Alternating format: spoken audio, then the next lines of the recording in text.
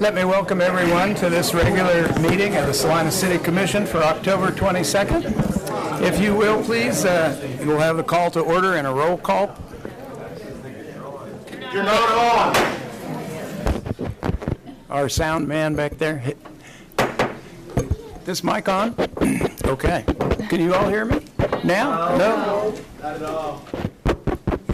Well, we'll count on the clerk for the roll call. We'll see if he can adjust that. I don't know if this plugs in. Does it have a switch? Better.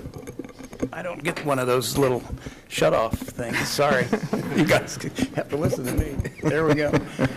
Okay. Mayor Ryan. Here. Commissioner Davis. Here. Commissioner Hay. Here. Commissioner Hodges. Here. Commissioner Hoppick. Here. If you are able, would you please stand for a pledge of allegiance and a moment of silence? I pledge allegiance to the flag of the United States of America and to the republic for which it stands, one nation, under God, indivisible, with liberty and justice for all.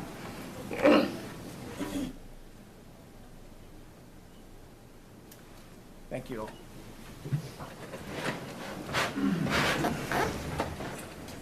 Next item of business is awards and proclamations.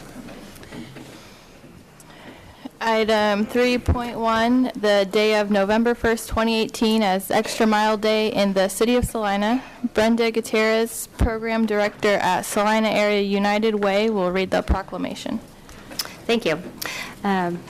Whereas Salina, Kansas is a community which acknowledges that a special vibrancy exists within the entire community when its individual citizens collectively go the extra mile in personal effort, volunteerism, and service. And whereas Salina, Kansas is a community which encourages its citizens to maximize their personal contribution to the community by giving of themselves wholeheartedly and with total effort, commitment, conviction to their individual ambitions, family, friends, community.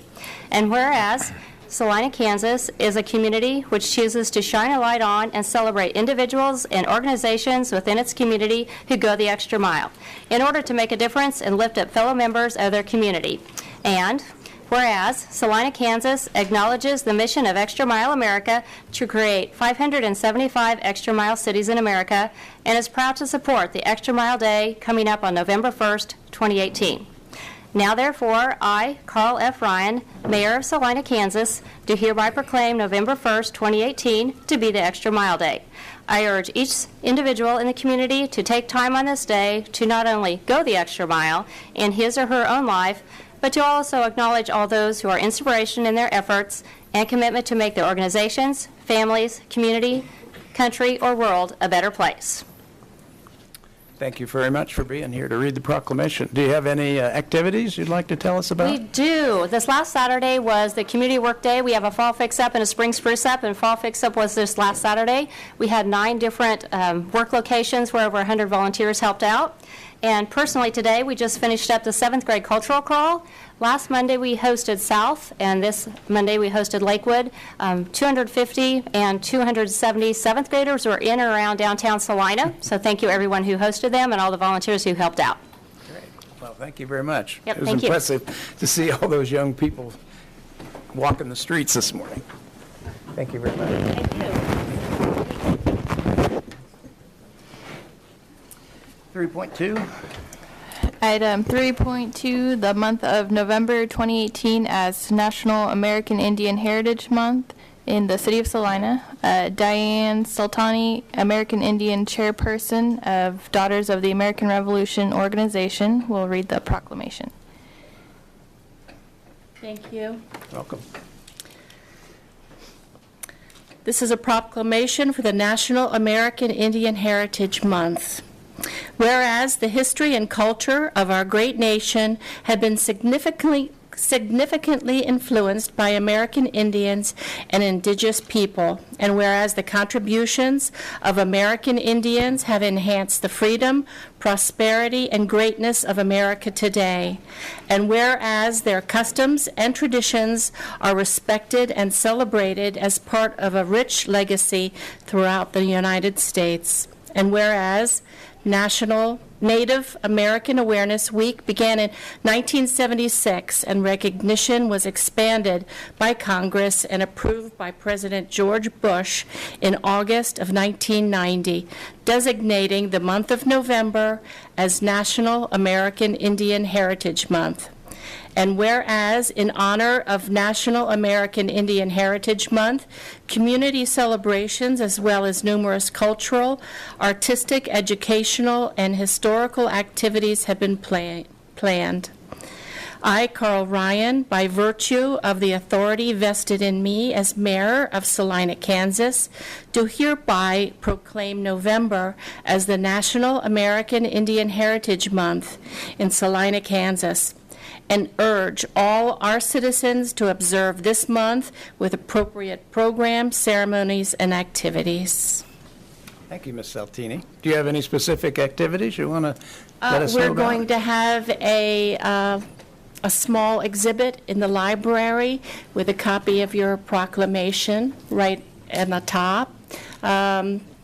We also support 2 DAR schools. It's the Kate Duncan Smith DAR School in Alabama, solely funded by the Daughters of the American Revolution, and the Tomasi DAR School in South Carolina. And hopefully a copy of the proclamation will go in our Kansas newsletter, which will go out to all DAR members in Kansas. Oh, that's great. Would you like to come up and receive this?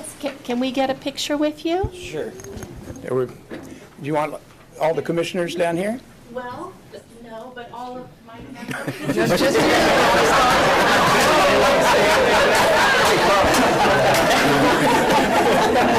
Open mouth and serve. That's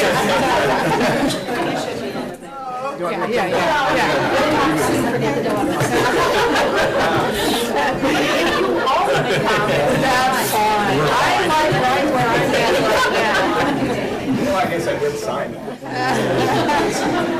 All right, you ready? 1, 2, 3. One more to be safe. 1, 2,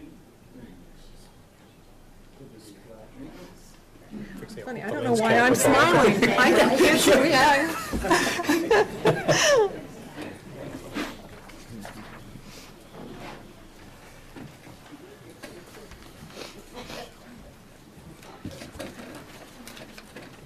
3.3.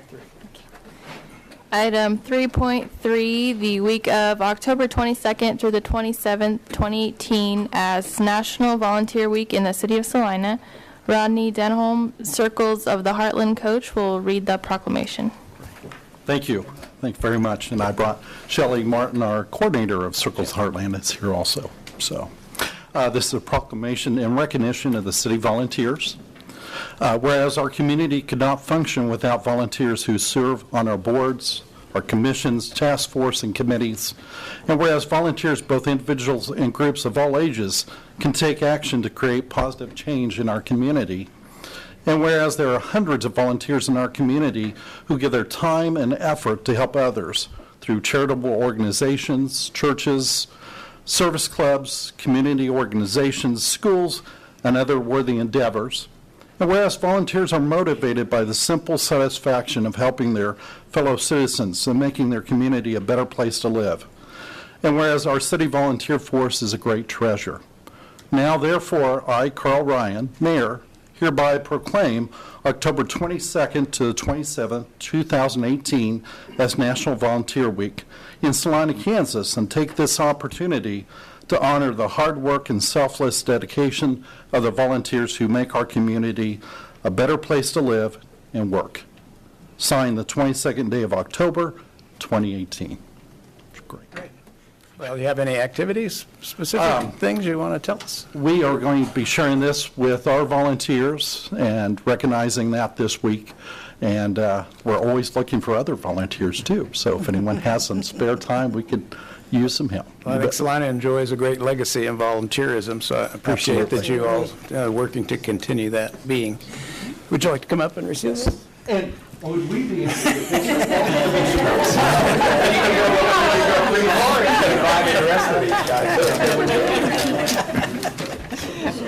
Well, any other volunteers would like to come up? We are all volunteers. Please come up. Thank you. This means everyone. Everyone.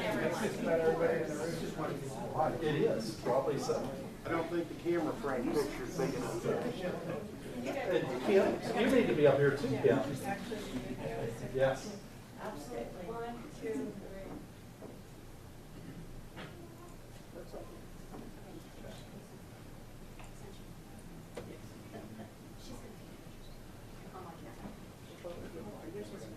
Are we good? One more? Yes, Kim?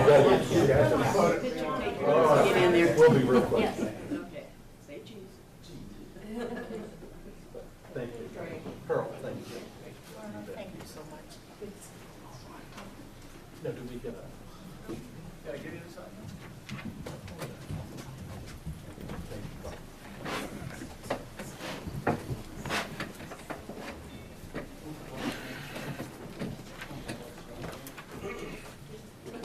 3.4? Item 3.4, the month of October 2018 as Bullying Prevention Month in the City of Salina. Emmett Hopkins will read the proclamation. Welcome. Whereas bullying is physical, verbal, sexual, or emotional harm intentionally directed at a person or group of people, and whereas bullying occurs in neighborhoods, playgrounds, schools, and through technology, and whereas various researchers have concluded that bullying is the most common form of violence affecting millions of Americans, children, and adolescents annually, and whereas thousands of Kansas children and adolescents are affected by bullying annually, and whereas targets of bullying are more likely to acquire physical, emotional, and learning problems, and students who are repeatedly bullied often fear such activities as riding the bus, going to school, and attending community activities. And whereas children who bully are at greater risk of engaging in more serious violent behaviors, and whereas children who witness bullying often feel less secure and more fearful and intimidated. Now, therefore, be it resolved that Salina City Commission proclaims October as Bullying Prevention Month, and be it further resolved that Kansas schools, students, parents, recreation programs, religious institutions, and community organizations be encouraged to engage in a variety of awareness and prevention activities designed to make our communities safer for all children and adolescents. Thank you, Emmett, for bringing this to us today. You did a great job. Yeah. Are you got any activities or anything that are centered around this you'd like to share? Vicki Price goes to all the 3rd through 6th grade classrooms in Salina and the surrounding districts, teaching kids how to be strong witnesses when it comes to bullying, and we need to make sure kids are educated on the damage that bullying does.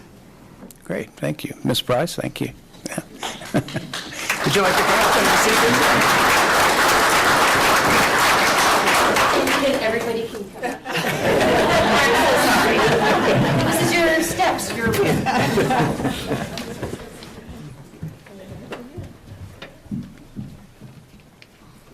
They're getting some good exercise. I know, and that's a good thing, isn't it?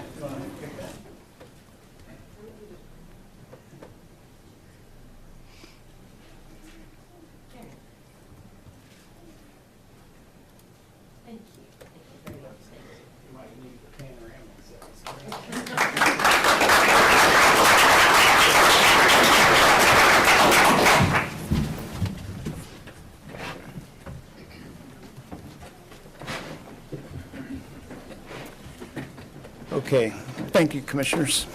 Next item of business is a citizens forum. If there's anybody who would like to address the commission on any item that concerns them, you're welcome to come to the podium.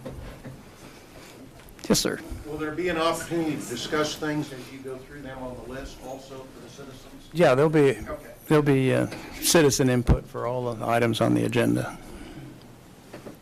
Me again. I'm Marcy Moberly. I live at 300 East Wayne Avenue. And I just wanted to say good afternoon, Commissioners. I'm here once again to ask you to move the animal shelter to its own department. or at least out of the Parks and Recs department. The shelter needs to be in a department that is knowledgeable about the laws and regulations affecting the running of the shelter, as well as the legalities of the seizure of animals and their removal from their abusers. I'm also asking you to request an outside investigation into the handling of the Fulham cruelty case. I've given you the information requested on Mr. Cotton that I've presented to you over the last several weeks, and I've shown to you that he's broken the code of ethics that has been set for the city of Salina.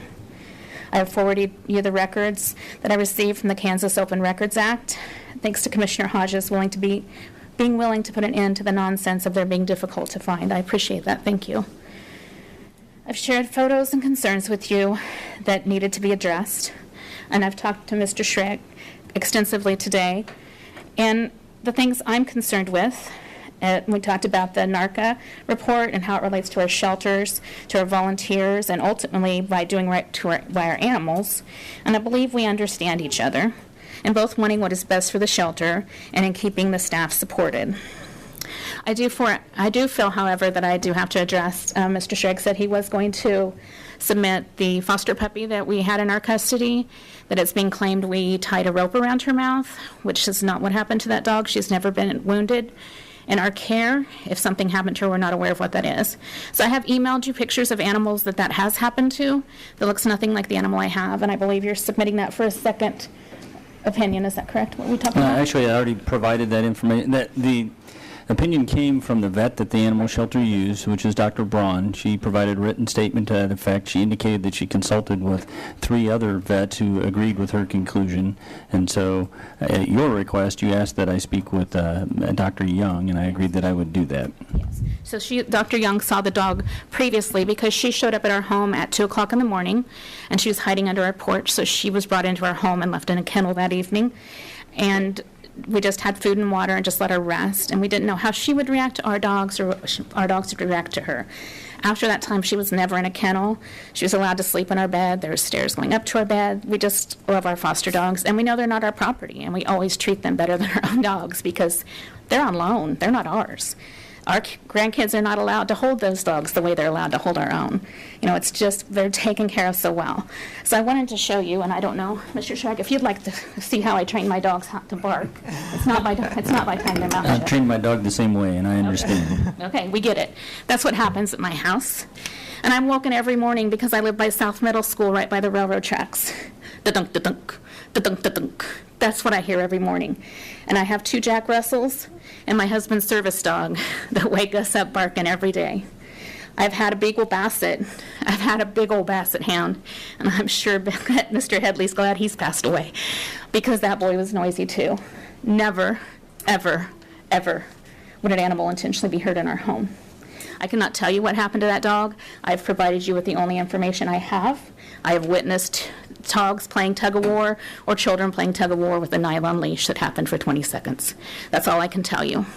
So I'm going to leave it at that because that's not really the focus of what we are talking about when it comes to the shelter and making things better, because that is not something I'm looking to do to foster for them again. Unfortunately, there's many, many, many, many other animals that need my help, and I'm willing to help them, and that's what I'll do. But it's sad. It's sad to see how the shelter is and how the staff feels and just some of the things that are happening. And I really, really, from the bottom of my heart, apologize if anything I have said or done has upset the staff. That's never my intention. I want them to feel loved and supported and that the city is here to take care of them. But a lot of things have to change, and I would like to see them change a little faster. So I'm just going to finish up with, although I still have reservations regarding the behavior of the city managerial staff and the treatment of citizens who've spoken out through this whole ordeal, what I want most is a shelter staff that feels safe in their jobs, like they are respected and appreciated. I hope commissioners, when you go into your executive meetings, you make sure our shelter staff and our volunteers are taken care of and their needs are made just as important as your own. Make sure you do right by them. Thanks so much for your time. I appreciate it. Thank you, Ms. Moberly. Mr. Mayor, I would like to bring this back up in other business for more discussion, please. Sure. There's that under other business. Anyone else like to address the commission? Yes, sir. Oh, my name is Mark Labus. As you already know, I know Melissa Hodges has read my email in response from Building Services. It's ironic that you have declared this to be anti-bullying month, as that's the case with Building Services. As per my email, about a year and a half ago, Building Services told contractors, particularly Mark Smith told contractors, they couldn't do any work on anything if it didn't have a chimney liner. Now that would leave citizens without water, heat, no matter the months, by that interpretation. In addition, as per Sean Pilcher's response to this, the way he interprets the codes would leave no exception, even though there is an exception in the codes. So I begin to wonder if it's just what they want, not how they can read the codes. So if someone can blatantly interpret something to how they want, regardless of what the intent by law would be, if it went to court, then why do you have them? Why do you have codes? It's just whatever the city says. It's bullying. In addition to this, as far as inspectors being able to enter your property, I will read the exact code out of the UMC where it pertains to this. Right of entry, where it is necessary to make an inspection to enforce the provisions of this, or where authority having jurisdiction has reasonable cause to believe there exists in a building or upon a premises, that is contrary or in violation of the code that makes building premises unsafe, dangerous, or hazardous.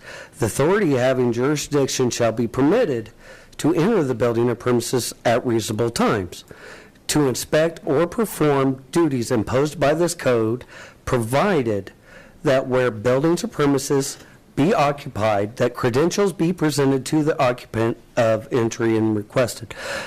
That portion of this code, this right of entry, does not pertain to my situation. This does, however.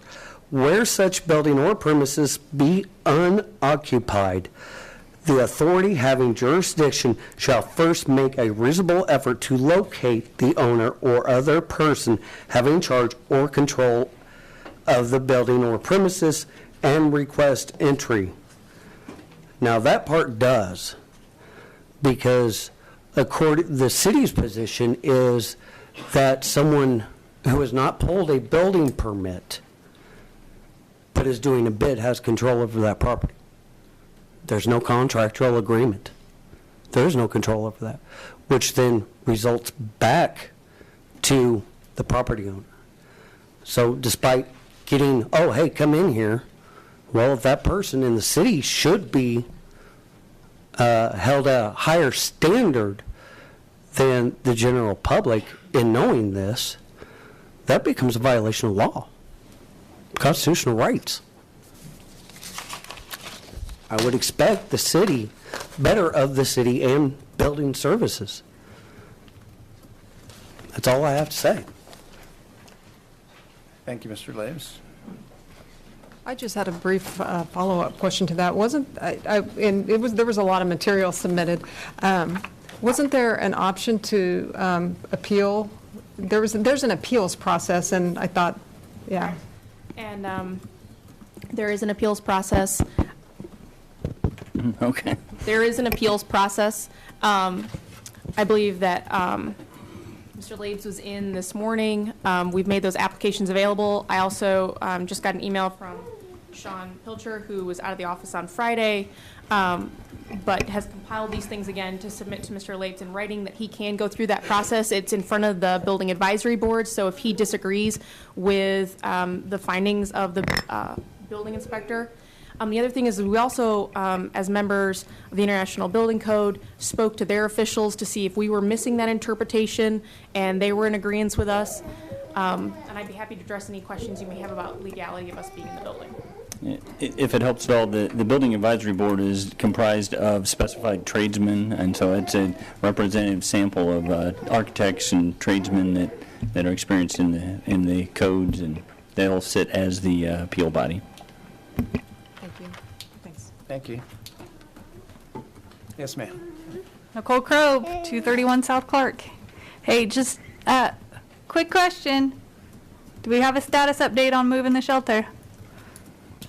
No, I'm meeting with the Friends of the Shelter tomorrow evening, and we've reached out to the NACA group to provide additional advice. But my focus isn't as much moving the shelter as addressing the NACA report items, as well as possible different organizational approaches. So, and I don't want you to believe that we're on some type of clock to move the shelter out of the Parks Department, as much as I'm looking at organizational structures and the issues identified in the NACA report. Okay. Also, I would like to apologize about the gymnastics mishap that happened a couple weeks ago. You are not losing your gymnastics program for the rec center. You are losing the gymnastics team, is what is happening. Because the gymnastics team is moving no matter what. But Memorial Hall is an unsafe and has been deemed unsafe since the 60s. So I just wanted to make that clear since I misrepresented that. So I just wanted to do that. That's all I got. Thank you. Are there others?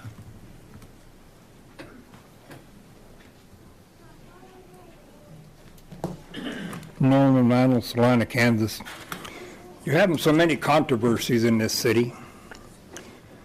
Maybe one suggestion, you should have a review board, an independent person or group of persons that will be detached from elected officials, public officials, anybody that would have a interest in ruling against a independent board. We need maybe somebody like a Robert Mueller that's not getting his hands tied politically or whatever. Even in the city of Wichita and Olathe, they have a review board, and they welcome it in these other cities. Kind of a grand jury impartial department. And somebody in internal affairs that has nobody standing over the top of them, hindering them. So that would be my suggestion. There's other cities in this state, if we want to move forward and kind of clean up this mess, you're going to have somebody that isn't having their hands tied.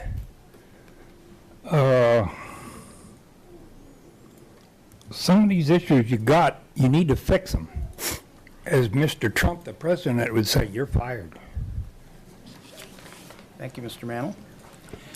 Is there anyone else that would like to address the commission? Commissioners, you may already be aware there is provision for a disciplinary advisory board that reviews disciplinary matters if appealed by the employee. And with respect to the animal shelter matter, there was no personnel action taken, so it was never subject to a disciplinary advisory board appeal. Thank you. Hello, Brian Frazier, 512 South 8th. I know we are still in the process of the search for a city manager, and with the interest that was shown by several different organizations wanting to be a part of that process, I would hope that the commission would keep in touch with those different organizations to get their input on how they feel and what their thoughts are of what we need for a city manager, and not just take it from a select few groups, seeing that those few groups might be a representation of our city as a whole. So that was my thing, is let's involve more civic organizations within the city to be a part of this process to get a view of everyone's thoughts. Thank you. Thank you very much. Anyone else like to address the commission under the citizens forum? If there are no others, we'll move on with the consent or public hearings and items scheduled for a certain time. I believe there are none. The consent agenda is next.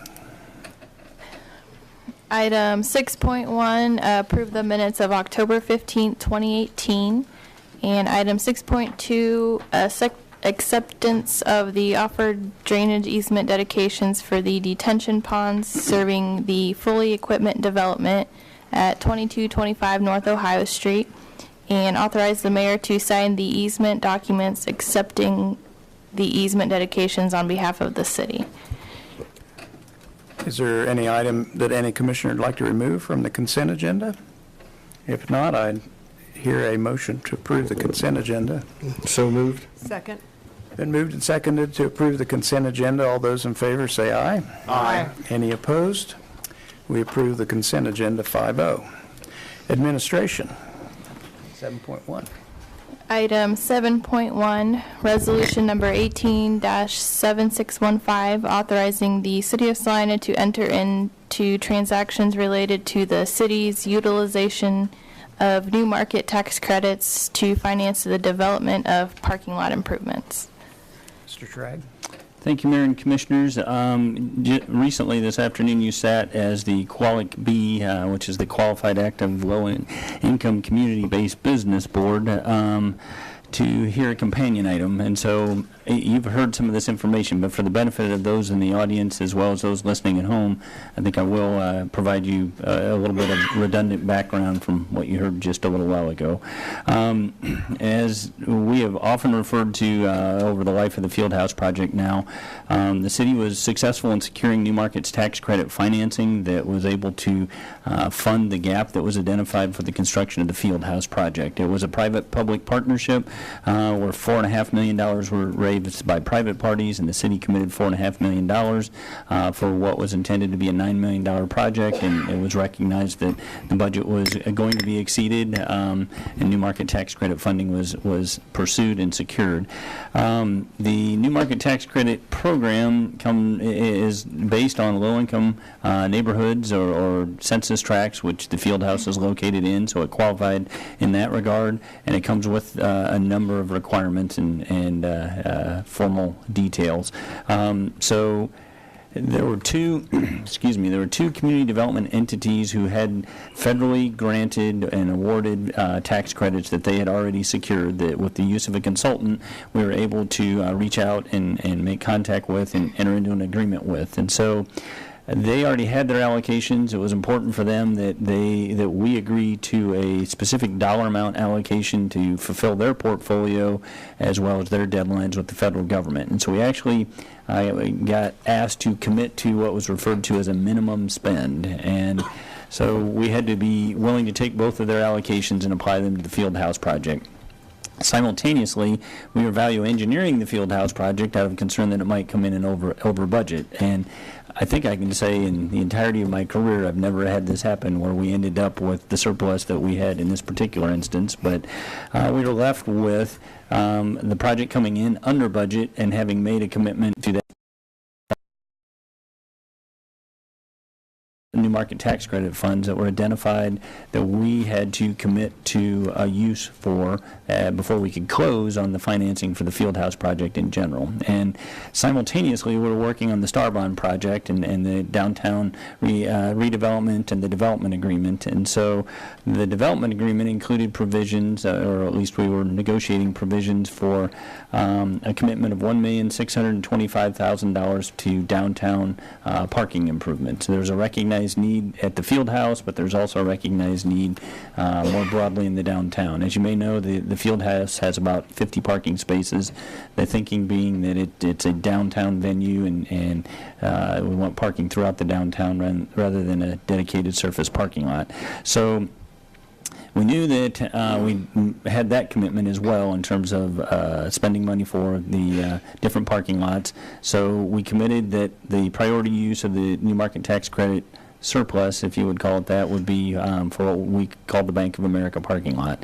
At that time, it was the Bank of America building and the adjoining parking lot. It's since been acquired and turned over, or the ownership is transferred to the Salina Regional Health Foundation, Education Foundation, and been redeveloped as the Kansas University School of Medicine. And so now, as the Fieldhouse let's see, we closed on the field house in July of 2016, and we had substantial completion of the field house in July of 2017, and now 18 months later approximately, we're trying to wrap up the field house project.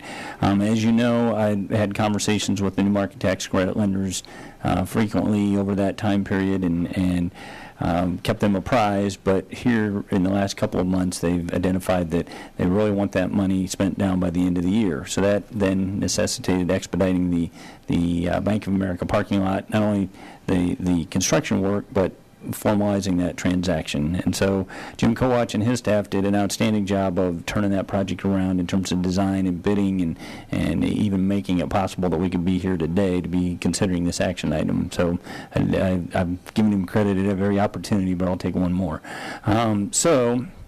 To complicate it a little bit further, there was interest on the part of the medical school to reserve parking spaces for their students, and we were asked to structure the transaction in such a way that that reservation could be made. And we had to bring in outside counsel for the New Market Tax Credit side of things. We also brought in outside counsel as it related to the negotiating this agreement, and they pointed out that dedication of a public property for private use is something that should be avoided, or at least might cause concern. So the structure of the arrangement is that we're proposing, the Qualic B just this afternoon entered into a long-term lease, a 100-year lease at $2,500 a year, which equates to $250,000 to be paid up front, which roughly equates to the appraised value of the Bank of America parking lot. And that was made possible by Blue Beacon generously donating that property to the Education Foundation rather than receiving market rate compensation or compensation for the expense they had in their redevelopment acquisition, which we've talked before about. Redevelopment acquisition frequently pays a premium compared to just a fair market transaction. So we now have a lease in place between the Qualic B and the foundation for 100 years. It's a triple net lease, meaning that the Qualic B takes over maintenance, operation, taxes, and maintains the property as if it were their own, essentially. And that lease facilitates the reservation of 30 parking spaces for the medical school. So the reason this item is before the City Commission is twofold.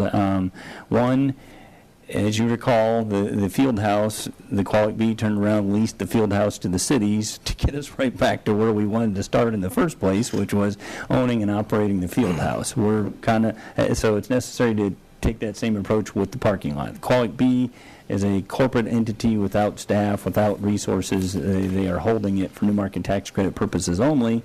So this would facilitate a lease to the city so that we could maintain the parking lot.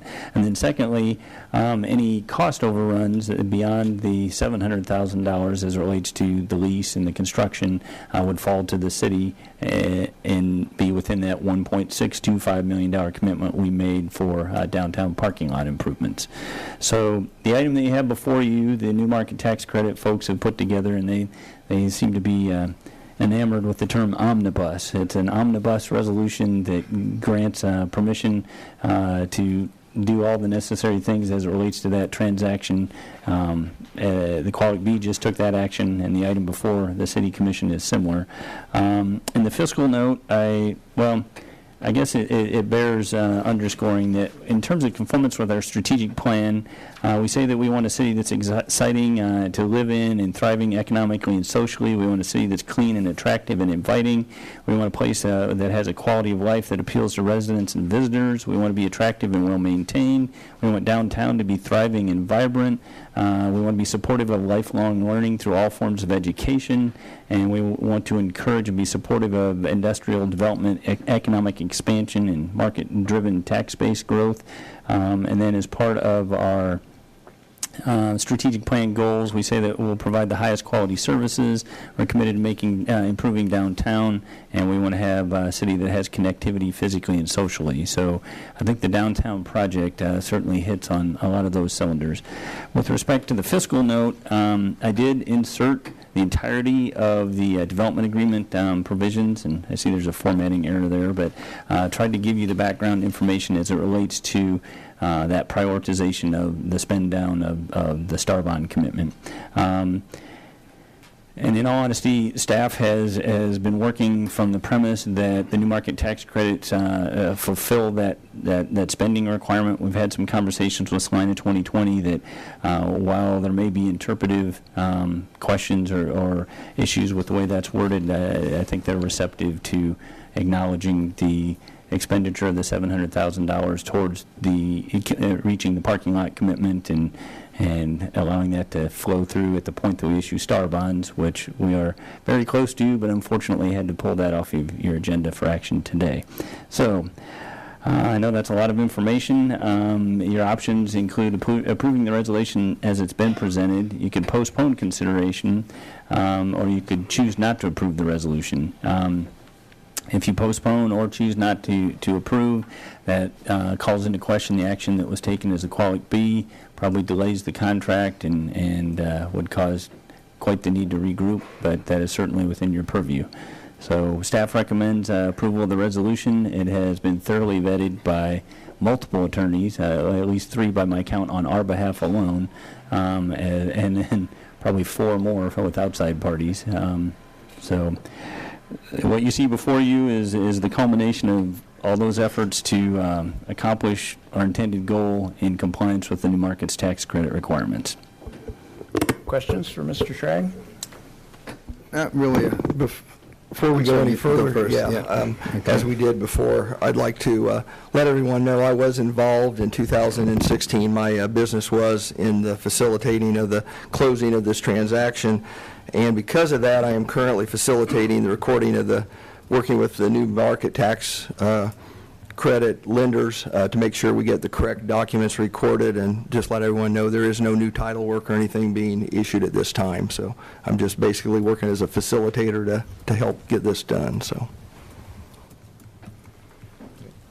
just wanted to make a comment. We had 2 awards and proclamation groups here that talked about going the extra mile and volunteering, and there are lots of ways that people and organizations in this city volunteer and truly go the extra mile.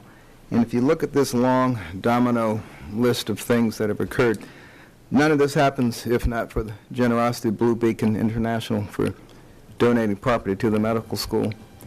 And I know you don't like the public limelight, so I won't throw it upon you, but I do want to thank you very much for that generous offer. Other remarks or questions? I just had a question in terms of the Qualic B construction contract that we talked about in our Qualic B meeting. At some point, will that amended or adjusted construction contract that'll be posted online with the changes that were noted in it? Certainly.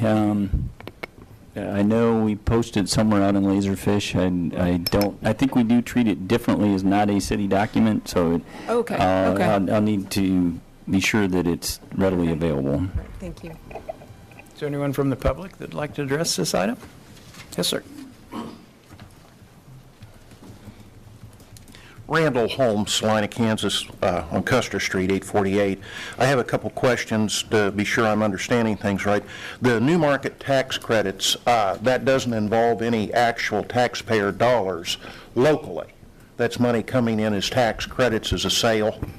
Yes, they're federal tax credits that the community development entities were able to sell for about 85 cents on the dollar, and then they, in return for providing funding to a particular local project. taxpayer obligation. Right. Fantastic. Thank you all for arranging that. And my next question is, the 30 spaces that are going to be reserved, you had initially indicated that any reserved for private use spaces would be a problem, and then it sounds like you kind of backdoor worked around that a little.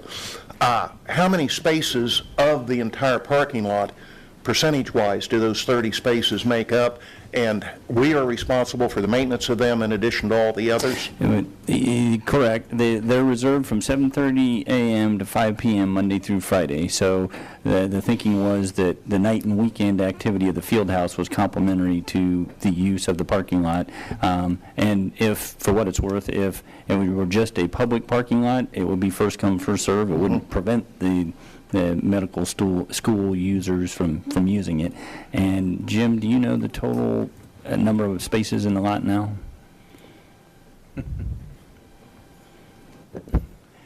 I should know that number. I believe it's 69. But it floated back and forth when we were looking at the edge, just doing this lot compared to the entire lot. Roughly 40% for those hours, then? Approximately. Okay, thank you. Thank you very much. Anyone else? We'll bring it back up here for further discussion or action. Mr. Mayor, I make a motion we approve resolution number 18-7615 as presented. Second. Been moved and seconded. All those in favor say aye. Aye. Any opposed? That item passes 5-0. 7.2. Item 7.2, resolution number 18-7613, authorizing the offering for public sale of general obligation temporary notes and bonds. Ms. Pack. Good evening, Commissioners and Mr. Mayor. Resolution 18-7604 that you previously adopted on September 17th authorized the offering for public sale of the bonds and the negotiated sale of notes, and also provided for the delivery of an official statement, which is the document that describes and offers the bonds and notes to potential investors. After further discussion related to the timing of the receipt of the city's audits and further discussion about the planned STAR bond issue, the city's municipal advisors, George K. Bond, recommends proceeding with the public sale of the bonds and notes using the city's normal competitive sale approach. Sealed bids will be submitted by prospective purchasers of the bonds and notes, and the sale of the bonds and notes will be awarded to the bidders who submit the lowest interest rate. The sale of the bonds and notes has traditionally been scheduled on commission meeting dates, with the commission approving the sale of the bonds and notes to the best bidder at its meeting on the evening of the date of the sale. In this particular case, that would result in a bond sale on November 5th, which is the day before a general election. Our municipal advisor is suggesting an alternative approach due to the upcoming midterm election and the potential market volatility that may result. They propose that this issuance be structured using a parameters approach where the mayor or vice mayor are authorized to formally award the bonds and notes to the best bidders based upon the advice and counsel of our municipal advisors. This approach allows for a competitive sale of the bonds and the notes to occur on or about November 1st, 2018. The mayor and vice mayor are only authorized in this resolution to award the bonds and notes if the best bids are within the parameters set forth in the resolution. And those parameters are for the bonds that the principal not exceed $2.2 million, that the true interest cost not exceed 4%, that the final maturity date be no later than October 1st, 2033, and the prepayment option would be after October 1st, 2025. And for the notes, the principal amount would not exceed $14 million, the interest cost would not exceed 3.25%, the final maturity would be no later than December 1st, 2019, and the prepayment option would be after June 1st, 2019. If the respective parameters are met, the mayor is authorized to award the bonds and notes to the best bidders on the date of the sale. At the next meeting, the commission will be asked to approve on second reading Ordinance 18-10976 and a resolution affirming the award of the bonds and a resolution affirming the award of the notes to the best bidders, and each describing all of the final terms and conditions of the bonds and notes. Dave Arterberry from George K. Baum, our municipal advisor, is here if you have any further questions. Just a reminder, a review of the temporary notes will be issued to partially finance the following improvements, including funds to refinance a portion of the obligation temporary notes, Series 2018-1, maturing on December 1st, 2018. Those projects include the downtown streetscape, which will have a cumulative funding amount of $8,445,265.79, and the police training center with a cumulative amount of $4,925,729.21, for a total note expected issuance of $13,379,95. The temporary notes will be scheduled to mature no later than December 1st, 2019, and the notes are subject to prepayment prior to maturity any date after June 1st, 2019. That gives us the opportunity to pay them off early if we go out for bonds or something like that before December. The bonds will retire a portion of the city's general obligation temporary notes, Series 2018-1, maturing on December 1st, 2018, which provided financing for the River Trail and Grand Prairie benefit districts. The bonds will also fund reimbursement to the Salina Airport Authority for the Beechcraft Road project per the contract between the city and the Airport Authority. The allocation of the bonds to these projects is estimated as follows. Grand Prairie Edition Phase 2, $305,058.35. River Trail Second Edition, $753,728.34. And the Beechcraft Road Project, $1,062,638.85. For total bonds of $2,121,425.54.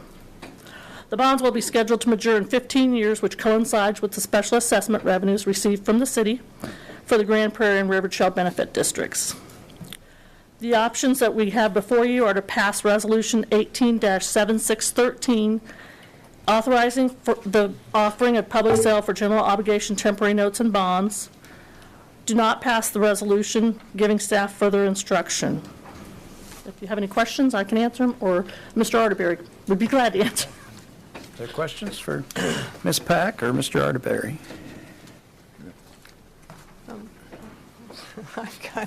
I've got a few, but I don't know who to direct them to. So if I'm looking at Mr. Scragg, it doesn't mean that I'm expecting him to answer them. You may all just want to chime in. So the temporary notes and bonds that we're issuing in place of ones that mature on December 1st of this year? Yes, part of them. We'll be retiring that entire temporary note. Part of it, that's going to be refinanced with additional temporary notes, and part of it's going to be refinanced with bonds. Okay. And I guess my question, and I think it's a Mr. Scragg question, is if they don't mature until December 1st, I mean, I don't want to put things off until the last minute, but this is not a normal process that we follow, is it, in terms of soliciting bids for bonds and things? It certainly isn't in my recollection here in Salina, but I think Mr. Arterberry can speak more specifically to the timeline concerns. Sure. First of all, although the temporary note issue closes on December 1st, after the sale of the notes occurs, there is actually several more weeks of work that needs to be done, because all of the documents that are used to create the authority to issue the bonds and the offering document, all of those documents have to be compiled and provided to the state, to the Attorney General in Kansas, who has to review them. So there's a period of time between the sale of the bonds and notes and when we actually close. That's why we want to try to conduct the sale now rather than in the middle of November to afford the time. And the second part of your question about the actual process, the city has, as long as I can recall, has used a competitive bid process when they sell their bonds and notes. What is a little bit different here is that, as the blue sheet said, usually when we do the competitive sale process, we'll sell the notes and bonds in the morning or in the afternoon, and then at the 4 o'clock meeting that same day, the commission will accept the final results and pass the final bond documents. What's the issue we're having here is that when we look at a schedule to try to get our transaction closed, by December 1, the dates that were available to sell the bonds that are normal commission meeting dates would be the 29th of October, which is a 5th Monday. Then the other date would be the 5th of November, which is the day right before the midterm elections. And we just have a real concern that on that day, because the outcome of the election isn't certain, there could be a lot of potential purchasers of bonds who just don't want to bid, don't know what might happen to the bond market as a result of the midterm election. So rather than bid on bonds, they might just say, we're just going to pass that day. So I was real concerned about what sort of reception the market would get if we actually tried to take bids on the 5th of May. And there's kind of a consensus in the municipal bond market that that's a concern. So we tried to avoid selling the bonds on the 5th. So the way we structure the thing, I know I'm kind of rambling on here, but we will the plan is to take bids on the 1st of November, the Thursday before then. And as long as those bids meet the parameters that are in the resolution, the interest rates and the principal amounts, that Debbie mentioned. The mayor will then be authorized to approve the bids. We'll then return to the commission at your meeting on the 5th with the final results in hand and say, here's the final interest rates. And as long as they met all those parameters, you would then adopt the resolutions and ordinances. So really the only difference here between your normal practice and what we're proposing here is the period of time between the actual sale and when you pass the final bond documents. Usually it's a few hours. This time it's a few days. And just a follow-up question to that, do we normally put interest rate parameters when we're soliciting those? No, usually not, just because there's such a short period of time between when we open the bids and when you get the results. Here, because there's several days, we wanted to just put parameters in there so that the mayor has the authority then to execute, to approve the bids. Now, I would say that it's not uncommon going into those for George K. Baum to have a sense of where they think they're going to come in. And so we have a kind of a benchmark of what we think the market will bear, and that while it's not a parameter, we look to them to say those bids look like they're in order. I can't recall a time where the bids haven't come in and been approved by the city commission, but that's why we took the parameters approach. Is we're relying on their judgment of what the market will bear and whether the bids are appropriate, and so we want to make the city commission aware of that rather than just have you have. So basically, if the market's reacted to the midterm elections by that Thursday and the rates are higher, you will not accept the bids. You'd come back to us on the 5th, and then we'd have to. And then we would have to scramble and try to get resell the bonds and close. But hopefully, to the extent that there is some market volatility before the midterm elections, I'm hoping it won't be all the way the Thursday before. To the extent there is some volatility, I think the chances are much higher that it will be the day before rather than the week before. So, if I may ask, what are the bonds, these type of bonds selling at today? That's a good question. The parameters that we put in for the bonds were as long as the interest rate doesn't exceed 4%, the mayor has the ability to execute the bid form. Agree to the best bid. Right now, I would expect it would probably be more in the range of 3.25% to 3.5%. So we set the parameters a little bit high, just because we have this deadline when the note comes due, and we want to make sure that we do get the note sold, the bonds and notes sold. On the temporary notes, I think the parameters call for an interest rate not to exceed, is it 3.25%? And I expect those notes will probably sell more in the 2.5% to 2.75% range. So again, about a 0.5 to 0.75 of a percentage point above what I anticipate. I hope the rates come in at. Okay.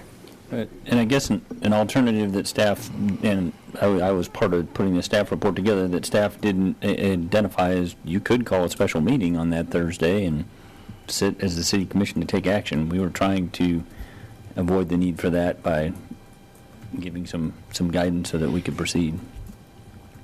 And I'll just, I'll share a couple concerns I have is that, by announcing this, I feel like, we're going to receive bids more toward the upper limit of what we've authorized to do. And in essence, I feel like you'll be having different institutions almost bidding against each other in terms of just putting out the best rate that they can give. And maybe that's a completely inaccurate assumption, but I know if I've got a building project and I tell my contractor that I've got $5,000 to spend, I can guarantee you, most contractors aren't going to give me a bid of $1,500.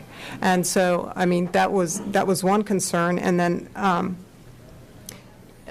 whenever we deviate from doing something that the way we've done it in the past, it just makes me scrutinize this a little bit more. In terms of the volatility of the market in response to elections, in terms of fifth Mondays, in terms of Veterans Day, I'm assuming that we could have backed this out and taken action on this a couple of weeks ago and sold bonds, or is there a specific timeline that we have to stay within? Because in my mind, all those things were easily anticipatable, if that's the correct word, in terms of going through and looking at dates when, we could or could not take action on these items. Right. I'll respond first, and then either one of you are welcome to as well. With respect to the market, it's a much broader market than locally, and so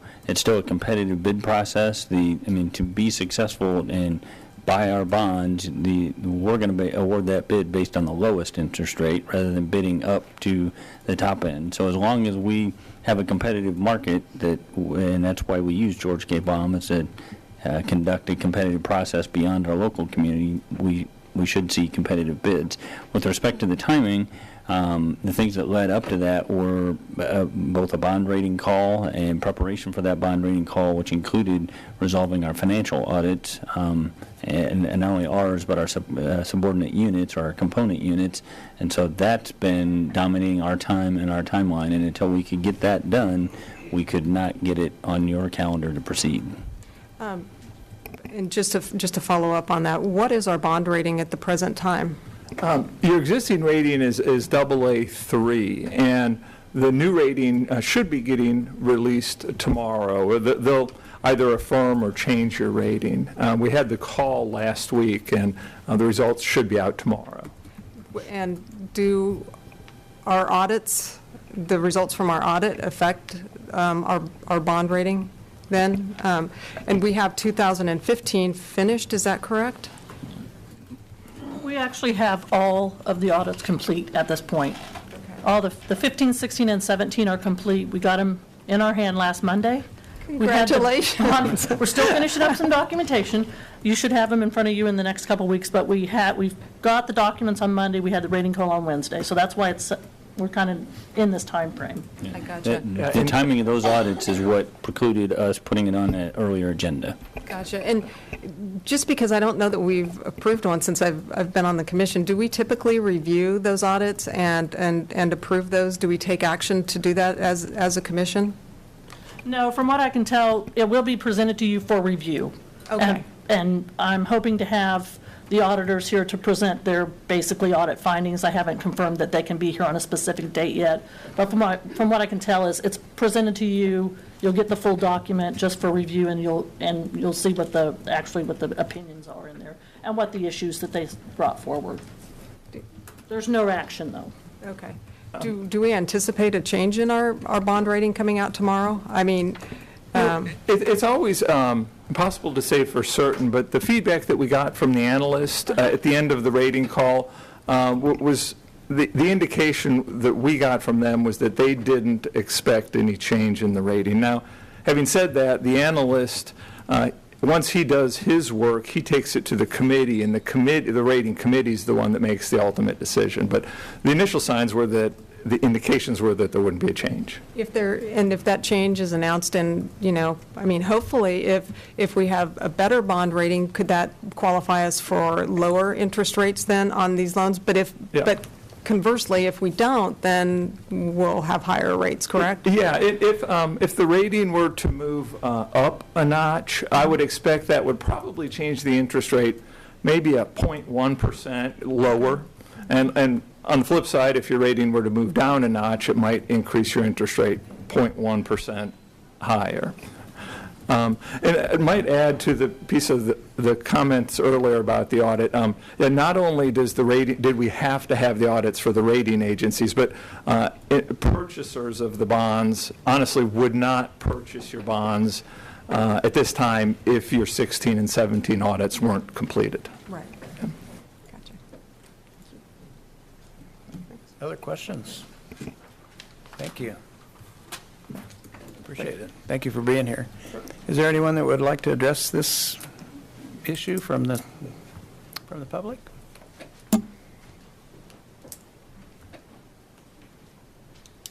Daniel Leckhoff, Highland Avenue, Salina, Kansas. I guess I just have a question as far as where the 4% came from.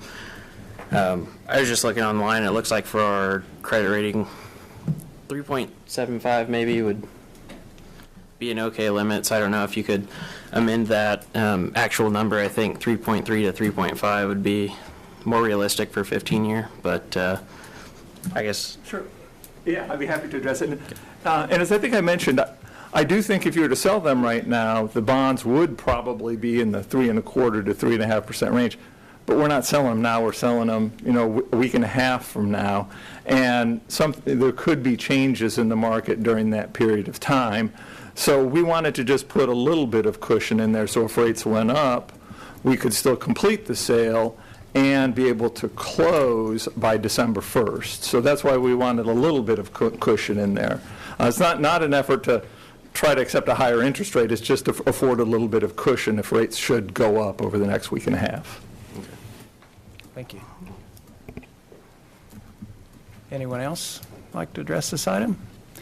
We'll bring it back up here for action. Is there further discussion, commissioners, or someone like to make a motion on this item? I guess I just have one final question really quickly.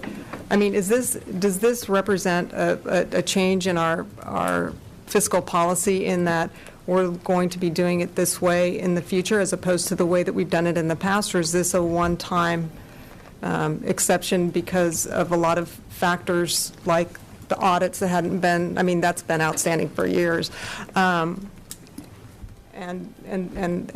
that Sure. being the primary driver of this. Well, two things. I haven't gone back and reviewed our fiscal policy in detail, but I'm not aware that it specifies to this level of detail how the city commission has to approve, just that the city commission does need to approve. So a conditional approval as proposed is still, you granting authority to issue the bonds. And then, yes, it's very much in response to the timing of completing the audits that we have been working on for years.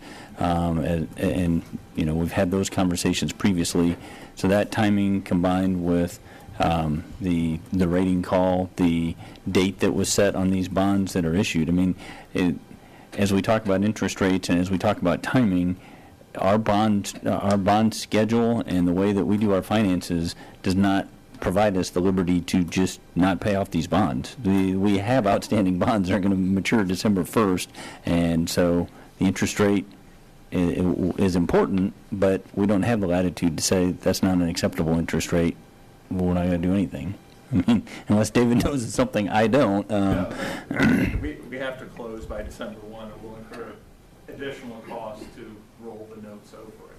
So the only reason I bring that up is we've got compression of that timeline from two directions. We've got completing the audits and the bond rating call, and then you throw in the intervening midterm elections, which doesn't happen every year, and then you have the actual hard date of the December 1 maturity of the bonds we're trying to pay off.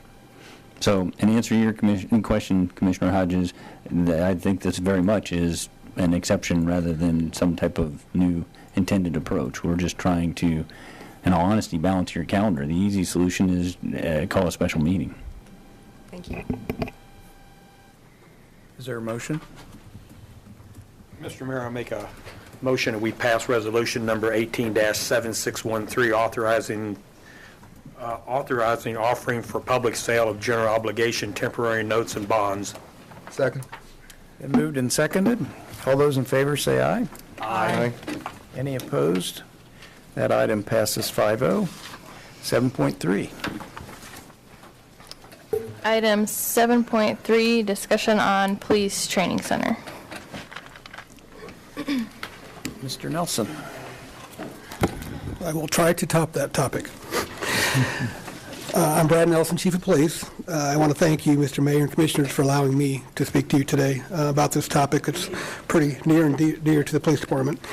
It's my sincere hope that my staff report was beneficial to each of you and that it provided you with enough information to move this project forward. As such, I do plan on keeping my comments to a minimum because that was a very, very detailed staff report, and you've heard from me before. I'm relying on the staff report and an acoustical expert and an architect to provide you additional information. Just go real quick, the brief history. This started in 2015. We did a needs assessment. I believe all you folks have been out to the range. You know what the range looks like. You know what it is, and you know the results of the needs assessment. In 2016, the project was placed on the 2016-2020 5-year capital improvement as an unfunded project. And then in 2017, we did enter into an agreement with the Police Facility Design Group to design a training center / range for the PD, and the cost for this was set at $400,000. In December of 17, this project was approved and funded to be on the 2018-2022 budget. It was set at $4.5 million, and from GO bonds is how it's going to be paid, and it was to be built this year. In early 2018, I think we all know the old range on State Street kind of went south as far as my original design, not design, but plan was to place it there, and that is my apologies. I thought we could put it there because we had had a range there for 50 years, so I thought we could keep it there. However, the water issues, the $600,000 water bill to run a line is what killed that plan to put it there. So we started looking for other locations. The blue sheet says where we looked. We also contacted a local realtor. He did locate a suitable property on Yost Drive that was deemed to be shovel-ready. We started looking at that. We entertained other locations in town too, but that one kind of rose to the top, and that was in February of this year. In May of this year is when the Center Fire was going to open its doors, and it did not open, as you know. The exterior metal building was completed, and the range box inside was completed, the concrete range box. There was some plumbing stubbed at that time, and just so you know, I asked as far as construction bids. We were actually 2 weeks out from construction bids when that Center Fire information came to us, which pretty much put everything on hold, which is where we're today. Since May of this year, we've had a multitude of different designs from DNA and different cost estimates, which brought us to today, where we're at today. One of the issues that I know in the past, I went back and actually looked at some of the previous study sessions we've had, trying to address specifically some of your concerns. Commissioner Hodges was very concerned about the collaboration efforts on this project, understandably so. As a result, I did reach out to Colonel Mark Bruce again, September 14th of this year, and ask him if anything had changed as far as collaboration with us for this project. He responded back to me on September 18th, and this is what he said. I'm quoting here: "I re-engaged staff on this topic. Nothing has changed on our end. As it relates to funding, I have more pressing needs at this point, and honestly don't see this showing up in our radar anytime soon." That was a quote from Colonel Bruce. With the Highway Patrol. Yes, Colonel Mark Bruce, I'm sorry, with KHP, yes. I have had additional conversations with Sheriff Solden since then. We talk weekly about things to include this. He's told me just last week it was his intention to have his 86 deputies conduct their firearms training at our facility for a negotiated fee in the future when this facility is built. I believe there's 3 issues make the Police Facility Design Group design a better option. I believe that time has shown that this PFDG design is superior, one that was specifically designed for us and for our needs. The concrete exterior versus sheet metal, I mean, I'm sure that will be debated, but I'm just saying when I look at it as a layman, 6 inches of concrete versus 26 gauge sheet metal as far as how long it's going to last and how long it'll actually be a facility for us. I guess we can discuss that, but I think that's pretty clear to me. One thing that I have, there's a gentleman from Troy Acoustics, which is both properties, Police Facility Design Group and Center Fire reached out to a firm called Troy Acoustics. They're out of Georgia. They're independent of me. I mean, they don't have anything with the Salina Police Department other than both of us reached out to them because they are nationally renowned as an acoustical expert. And we do have a member from their staff is here today to speak specifically about acoustics and the difference between the 2 range boxes. The Police Facility Design Group range box that was designed, it's a separate structure, and to me that sounds so clear, but it's a separate structure just attached by one wall. So it's not a range box built inside a metal building. It's separate, one wall, and then the training center. As far as acoustics go, I've learned over the past couple months that's a pretty big deal between the 2. In my August 6th staff report, the difference in total cost for the 2 designs was $560,000. That was August 6th. Since that report, DMA has continued. Their design has changed several times, but they're basically mirroring the designs of the Police Facility Design Group, which is good. They're designing. They use their designs, and they're mirroring what they've already done With that said, the price goes up every time they mirror more things. The most recent cost estimate from Mr. Pessinger and DMA occurred last Thursday, and that's the day the staff report was actually submitted. This newest estimate design, there's now a $366,000 difference, which is $194,000 than was just the previous week. And that was from the August 6th estimate. The increased cost estimate was because basically we talked earlier, identified issues with the armory room and the ammo room. The concrete, we worried about cracking 6 inches of concrete versus 3 or 4 inches of concrete. All those things were added to the new design by DMA, and probably most importantly would be the range box itself. That was a major issue. Initially they were going to remove the range box, then they were going to replace it with soundboard and insulation.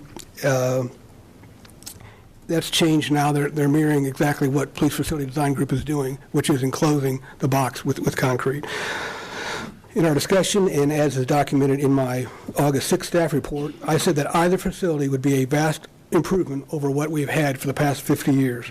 I still feel that way. However, and this is a pretty strong however, after obtaining the additional information that you all requested on August 6th, I feel strongly that the Police Facility Design Group option on Yost Drive is the best choice for both the city and the department.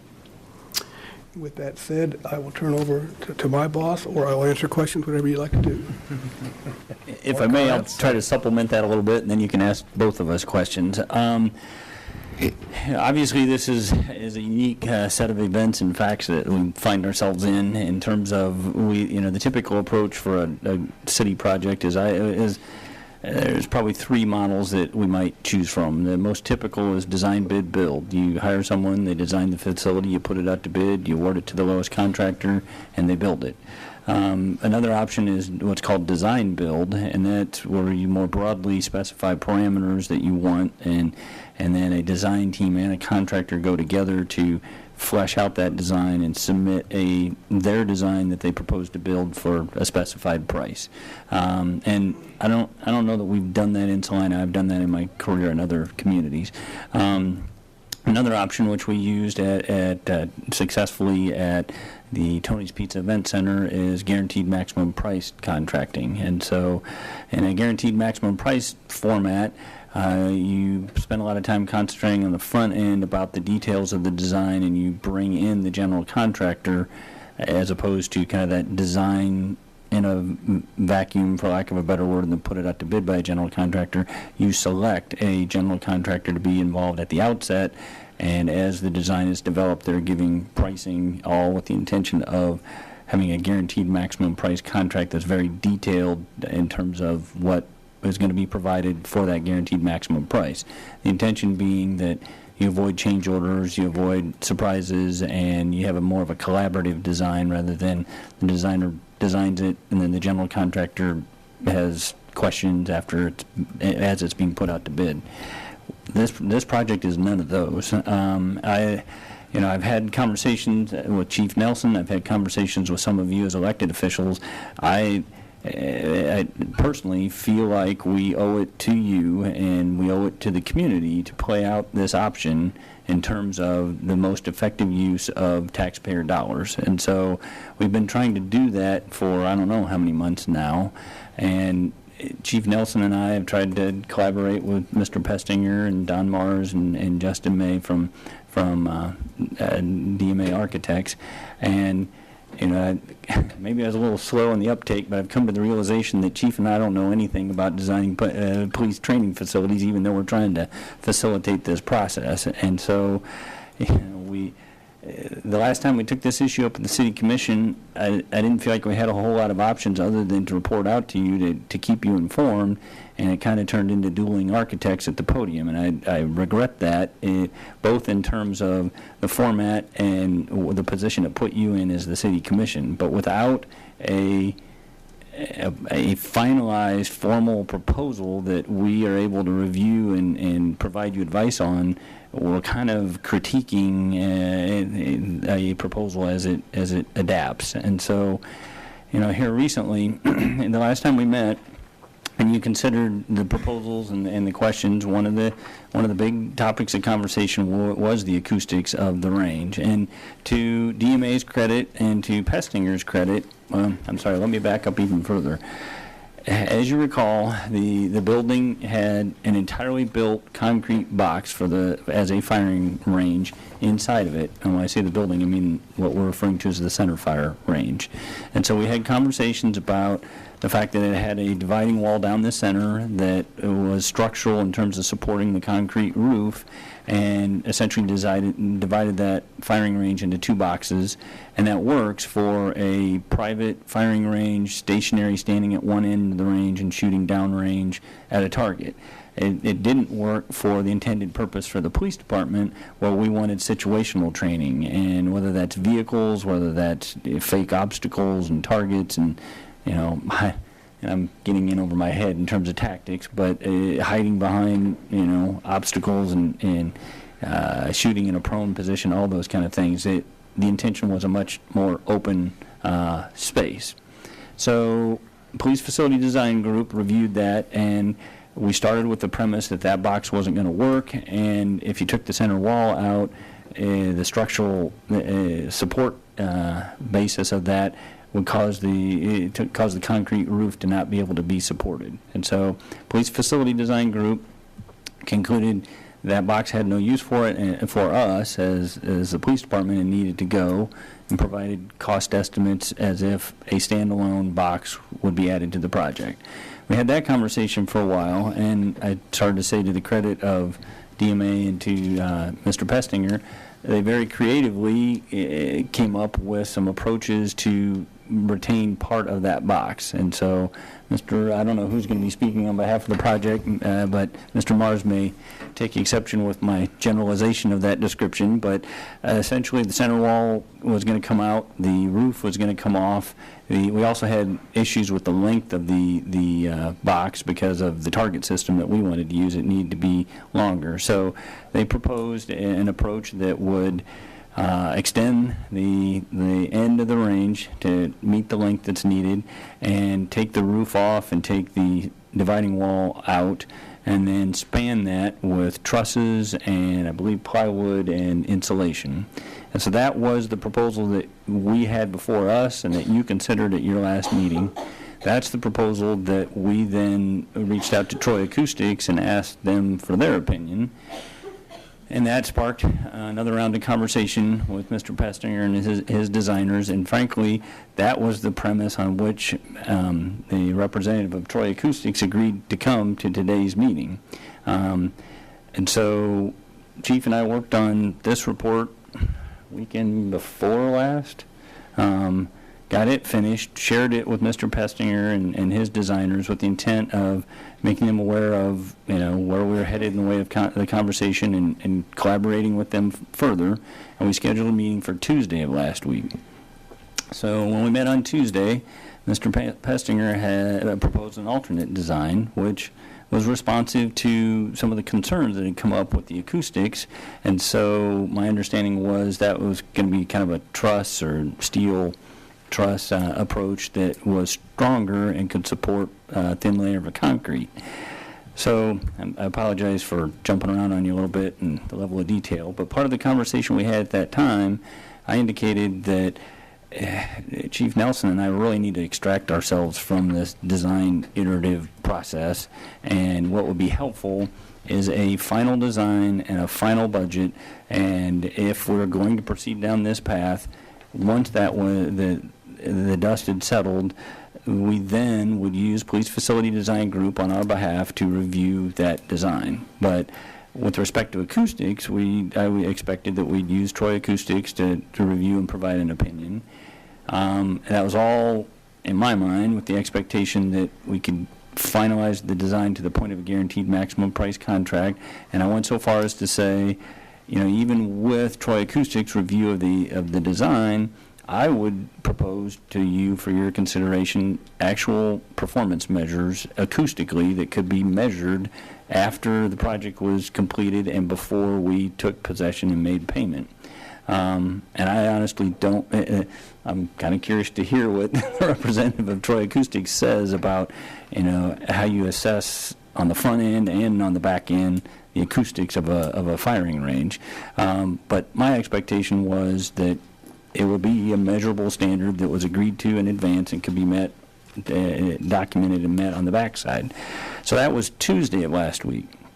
As Chief Nelson mentioned, then on Thursday, and I can't tell you the time of the day, to me it was, by the time it made it to me, it was end of the day as the packet was going out the door.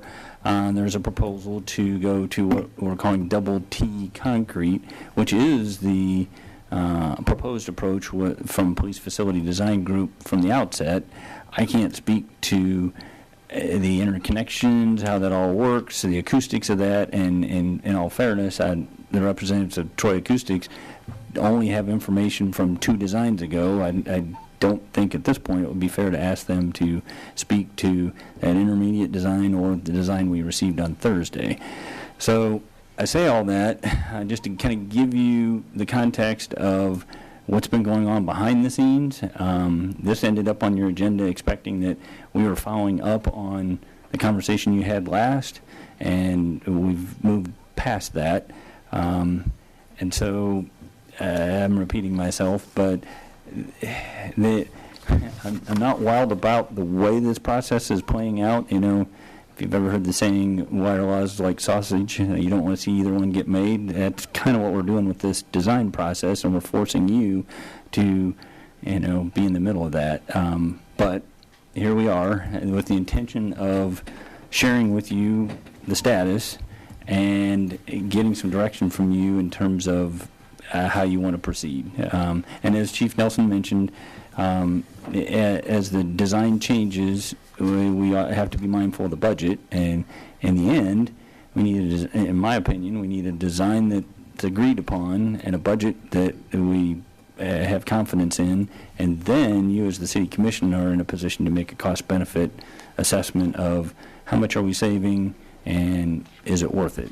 Now, the other thing I would say, and Chief, I believe, shared it in his report adequately, but you know, we've incurred Police Facility Design Group costs. We have utility costs that we are adding to that total. So when Chief says that from Tuesday to Thursday the savings went from over 500 to in the 360 range, that's in response to kind of that design change, but we're passing through the Police Facility Design Group expense we're incurring as we speak to help us with this process.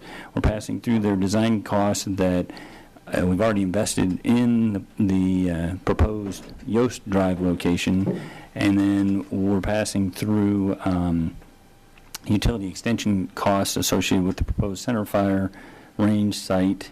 And help me out. Henderson report was the cost. The Henderson HVAC. Yeah, it's the cost of Henderson engineers providing us an opinion on the HVAC system, and then we also presumed that if we go with the center fire range proposal, that we would want Police Facility Design Group to serve as our owner's representative on that project. So we've anticipated, we put in a placeholder for that cost as well. So just in the interest of full disclosure, we have those fixed costs that we're attaching to the cost of the center fire range to then come up with a total and compare it with our budget for the Police Facility Design Group Yost Drive proposal. And then I guess the last observation I'd share with you is, you know, the portion of the center fire range is built, and those costs are fixed compared to the Police Facility Design Group proposal on Yost Drive being subject to bidding and having to go out to bid and have those numbers hit estimates. So while it's not completely done, there are some, you know, fixed costs that can be known for the center fire range that may not be able to be known for the Yost Drive project at this time. So I hope between the two of us, we've tried to provide you a detailed and objective assessment of where we're at. We've felt a sense of urgency to get back to you, to not let this project languish, but at the same time, it's not the typical project where we have a proposal that we can bring to you and give you a solid recommendation, as much as it's we're just kind of in a iteration in the middle of the process at the moment. You know, I guess I've been pretty vocal on this, and I guess I want to bring up, I got 2 concerns. You know, number one, you know, we sat here as a commission and we gave a price on what we said that we would spend to build this police facility. We set it at $4.5 million, and then that was not included put in for the design to start with, which is 4.9.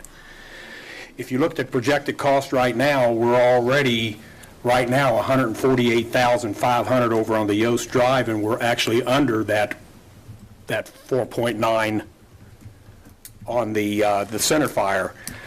My problem is going to this, when the citizens come up, and believe me, I've had calls on both sides, and I've had a lot of calls on both sides. And, I kind of look at it, I don't care if it's 100,000, 200,000, 300,000. That's a lot of money. That's a lot of savings. And how do I go to the citizens and say, we decided to go ahead with a different facility and spend that extra $366,000 that we could have saved on that and used for something else? If I could respond to that, I guess what I would say if I was asked that was, you're not comparing apples to apples. These are two completely different buildings. I mean, if you're looking at two exactly the same buildings and one's $366,000 cheaper, I would say that's a valid point. But they're completely different buildings.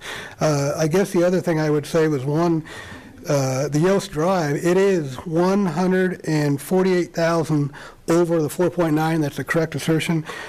We went back and forth on this $114,000 cost recovery fee. I mean, are we paying ourselves?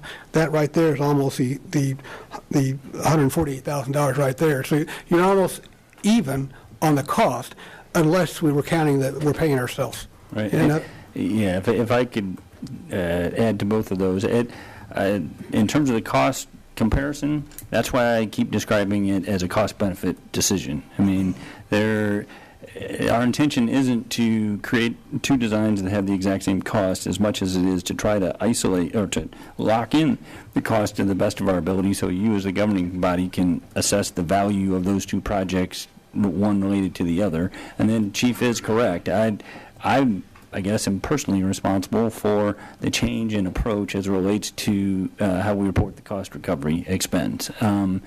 Because practically, as a little bit of background as it relates to cost recovery, water, sewer, street, and storm sewer were installed in the Yost addition, and that expense was paid by the city however long ago, and our approach is what we call cost recovery. So when someone purchases a property that benefits from those improvements, we have a calculated cost that's associated with that property as well as an interest rate, and we expect them to pay that.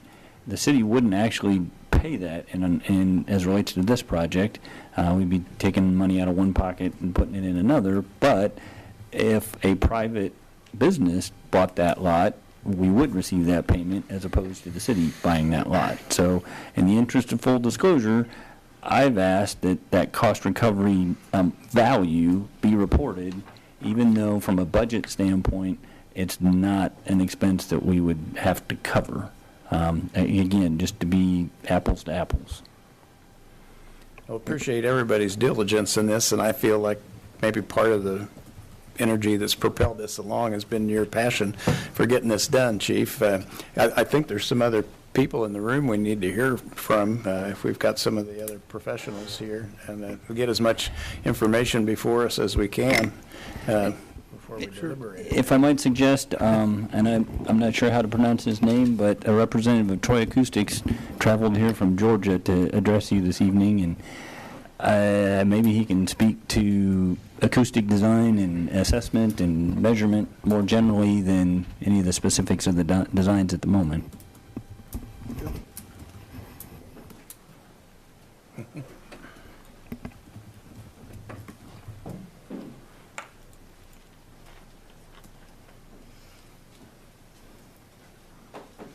Good afternoon, sir. Hey, how you doing? Welcome to Salina. My name is Bill Burgitis. I'm CEO of Troy Acoustics. I'll give these to you to give to them, or? Sure. I was asked by the chief to do an evaluation of two different designs acoustically. I actually live in Jacksonville, Florida, work in Brunswick, Georgia. We're next door to a federal law enforcement training facility. Troy Acoustics is are experts in shooting range acoustics. This is all we do. We do it very, very well.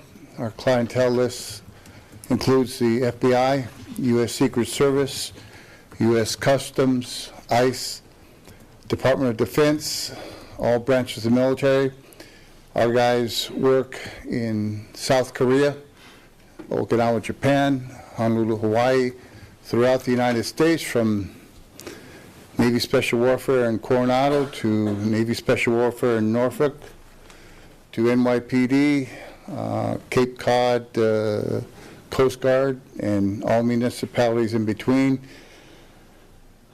When the U.S. government has shooting range acoustic problems, we get called in to solve those problems and remedy the situation at the very least expensive price that can be designed in. We design using our own materials, and so we're very, very capable of handling sound acoustics indoor ranges and outdoor ranges. If you know, back I think about 2-3 years ago, when there was shooting attack in San Bernardino, California, where the U.S. government needed to crack an iPhone, they reached out to the Israelis, and the Israelis did that for them. We work for the Israelis.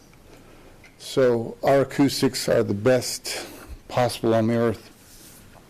The two designs that I was asked to review, one from the DMA group and the other from Police Architects group. One is in a concrete structure building.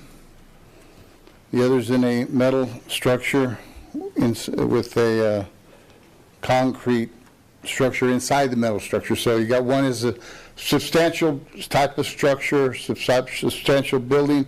The other is a metal building with the concrete range portion inside the steel building.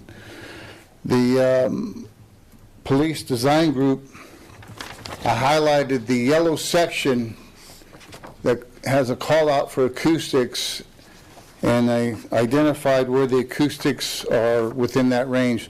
The acoustics within range are designed so thereby the hard surfaces such as concrete and steel are no longer reflective. If you've ever been in a basketball gym, the floor is very hard, the concrete walls are hard, the ceiling could be metal, very echoing in there. And so when you blow a whistle, if there's no one in the stands, it reverberates or causes echoes. That reverberation with gunfire is very, very unhealthy.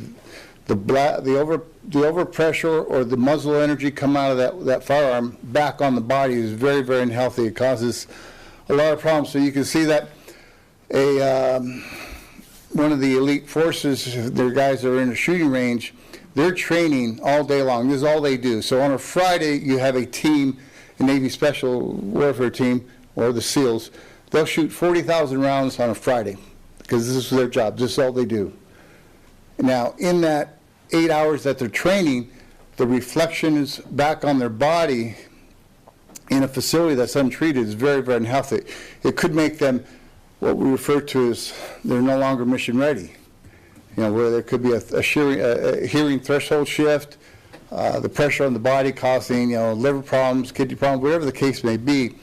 They can't afford to do that. So the treatment inside these ranges is everywhere. It's got to be designed accordingly so that it can withstand the reflections and absorb the energy without reflections back on the body. So that's how critical acoustics is on the indoor range. The second part of the indoor range is that the gunfire, a 9mm 40 caliber weapon, which is about similar size round, will be about 154 to 159 dB. My speech right now is about 70 dB talking to you. So that's about maybe, 90 decibels more. In human terms, to the human ear, a 10 decibel change, where there's 10 decibels louder, to the human ear, that's twice as loud. If I turn the TV down 10 decibels lower, to the human ear, that's half as loud. So that 2 times loud is 200% louder, just by 10 decibels. If I go from my speech level at 70 to a handgun, 9mm or 40 caliber, at 150, 159, you're talking 3,200 times louder. Substantial amount of energy just on a handgun. Shotguns and rifles are even louder at 165 to 170, depending upon the length of the barrel, 7.62 or 5.56 rounds. So the acoustics within a range is very, very important. You have to contain that sound level within the range, keep it reflecting off the body, but yet isolate the gunfire so it doesn't travel and be intrusive to the rest part of the building, or the rest of the part of the building is unusable, at least while they're training. So in the design of the police architects, it was a pretty good design because you have a substantial structure, all the concrete, you know, the offices, the range and the whole thing, but the range was out on an outlet on its own. So that actually worked out pretty well because you only had to worry about one wall as isolation from the range to the rest of the building to separate that audible gunfire from being intrusive to the operations of the police facility while they are training. The DMA group design had a little bit different design where you have the range within the portion of the metal building, but yet you have the rest of the operations behind the range, which is, you know, pretty good layout. However, you're still under one structure of that metal building. So you would have to contain the gunfire along with the ventilation system and isolate that within that whole building and one half of the building to the other half of the building. So it's a little tough to do that because there are no acoustic call out on the design itself, so that would have to be remedied. And for full disclosure, Troy Acoustic did provide a price for acoustics based upon a different design to the DMA group back in July of this year, which was valid till August of this year. It wasn't acted upon, so there's no proposal pending. But this design itself here, you would have to incorporate a substantial wall between the range and the rest part of the training facility in order to isolate that gunfire significantly, so that thereby when they're training, the rest of the facility that is in use does not have a noise exposure limit, which is an OSHA violation. So the whole intent here is to make it safe to train, number one, so no one gets hurt, but secondly, so that the city doesn't incorporate or, you know, get confronted with OSHA violations on noise exposure limits, which are 85 dBA over 8 hours. So if you're training for 5, 6, 7 hours a day, it's not so much the officers because they're going to go in and go out. However, it's your range safety officers and your range master that are on the line and in the control booth. Those are the people that are subject to that noise exposure limit all day long. So those are the guys you have to create the facility to make sure that it's quiet and safe. The two different designs are dramatically different, where that is taken into consideration on the police design group.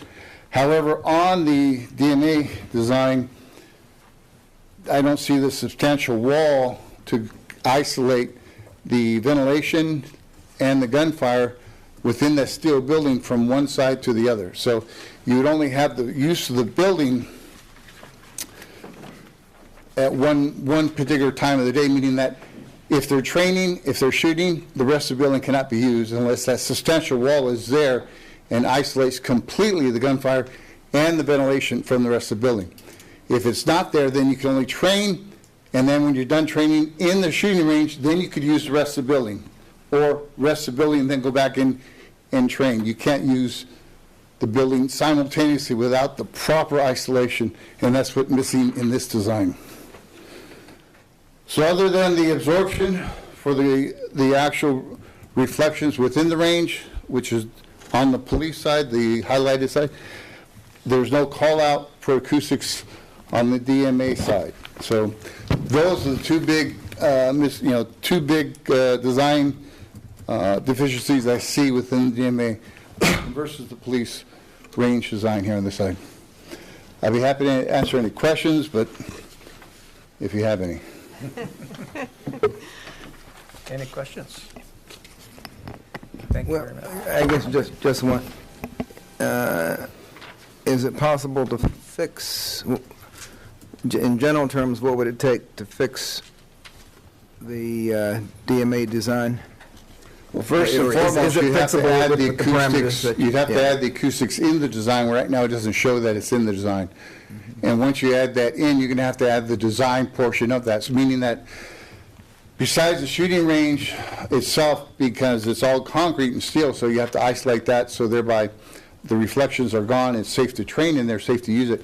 You have to isolate the gunfire within the range, and then the ventilation system that sits on top of the range. Those ventilation units are to circulate the airflow from behind the shooters downrange. That's supposed to travel about 75 feet per minute downrange, so that thereby the shooters do not inhale or ingest the smoke or the lead particulates that come out of that muzzle.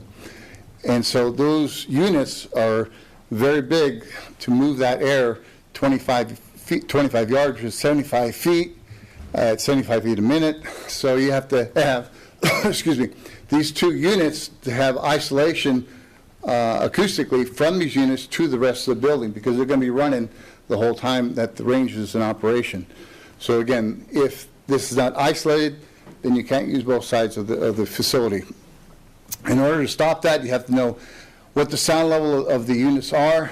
You're going to have to go into the whole design thing, what they are, what frequencies are. Typically, they're going to be at low end, and typically they'll be somewhere in the neighborhood of about 110, 120 dB, depending upon the actual units themselves. So you're almost a constant gunfire sound level on top of the actual gunfire within the range itself. So yes, it can be done. It costs, don't know yet, because you don't have the parameters within this range design. Thank you. Thank you, sir. That's it? Very good. Thank you. Are there any other professionals you have, or should maybe?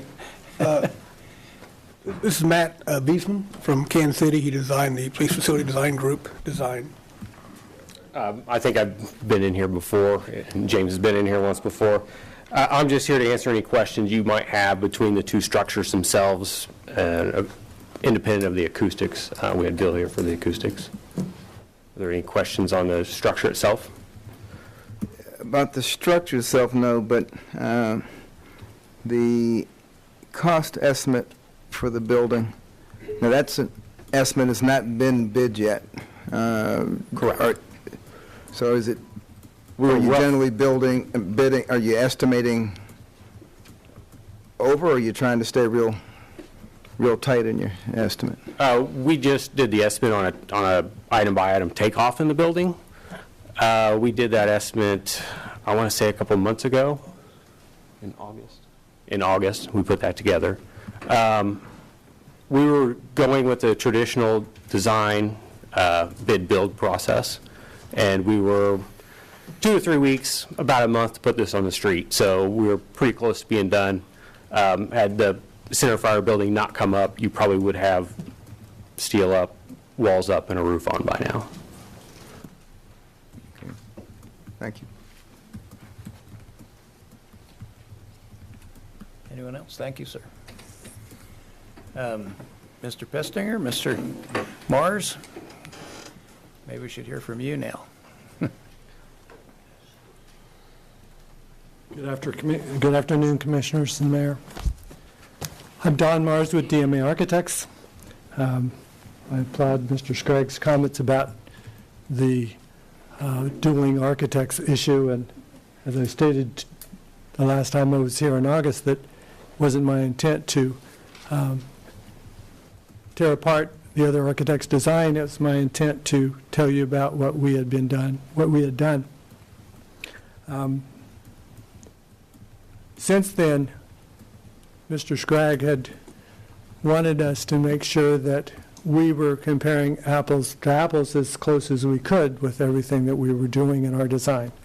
I have gone through the blue sheet as I did the last time, and I have made comments, and I have those in writing, and I'd like to pass that to you so that you have that information. Sure. Thank you, Donnie. Thank you. Thank you.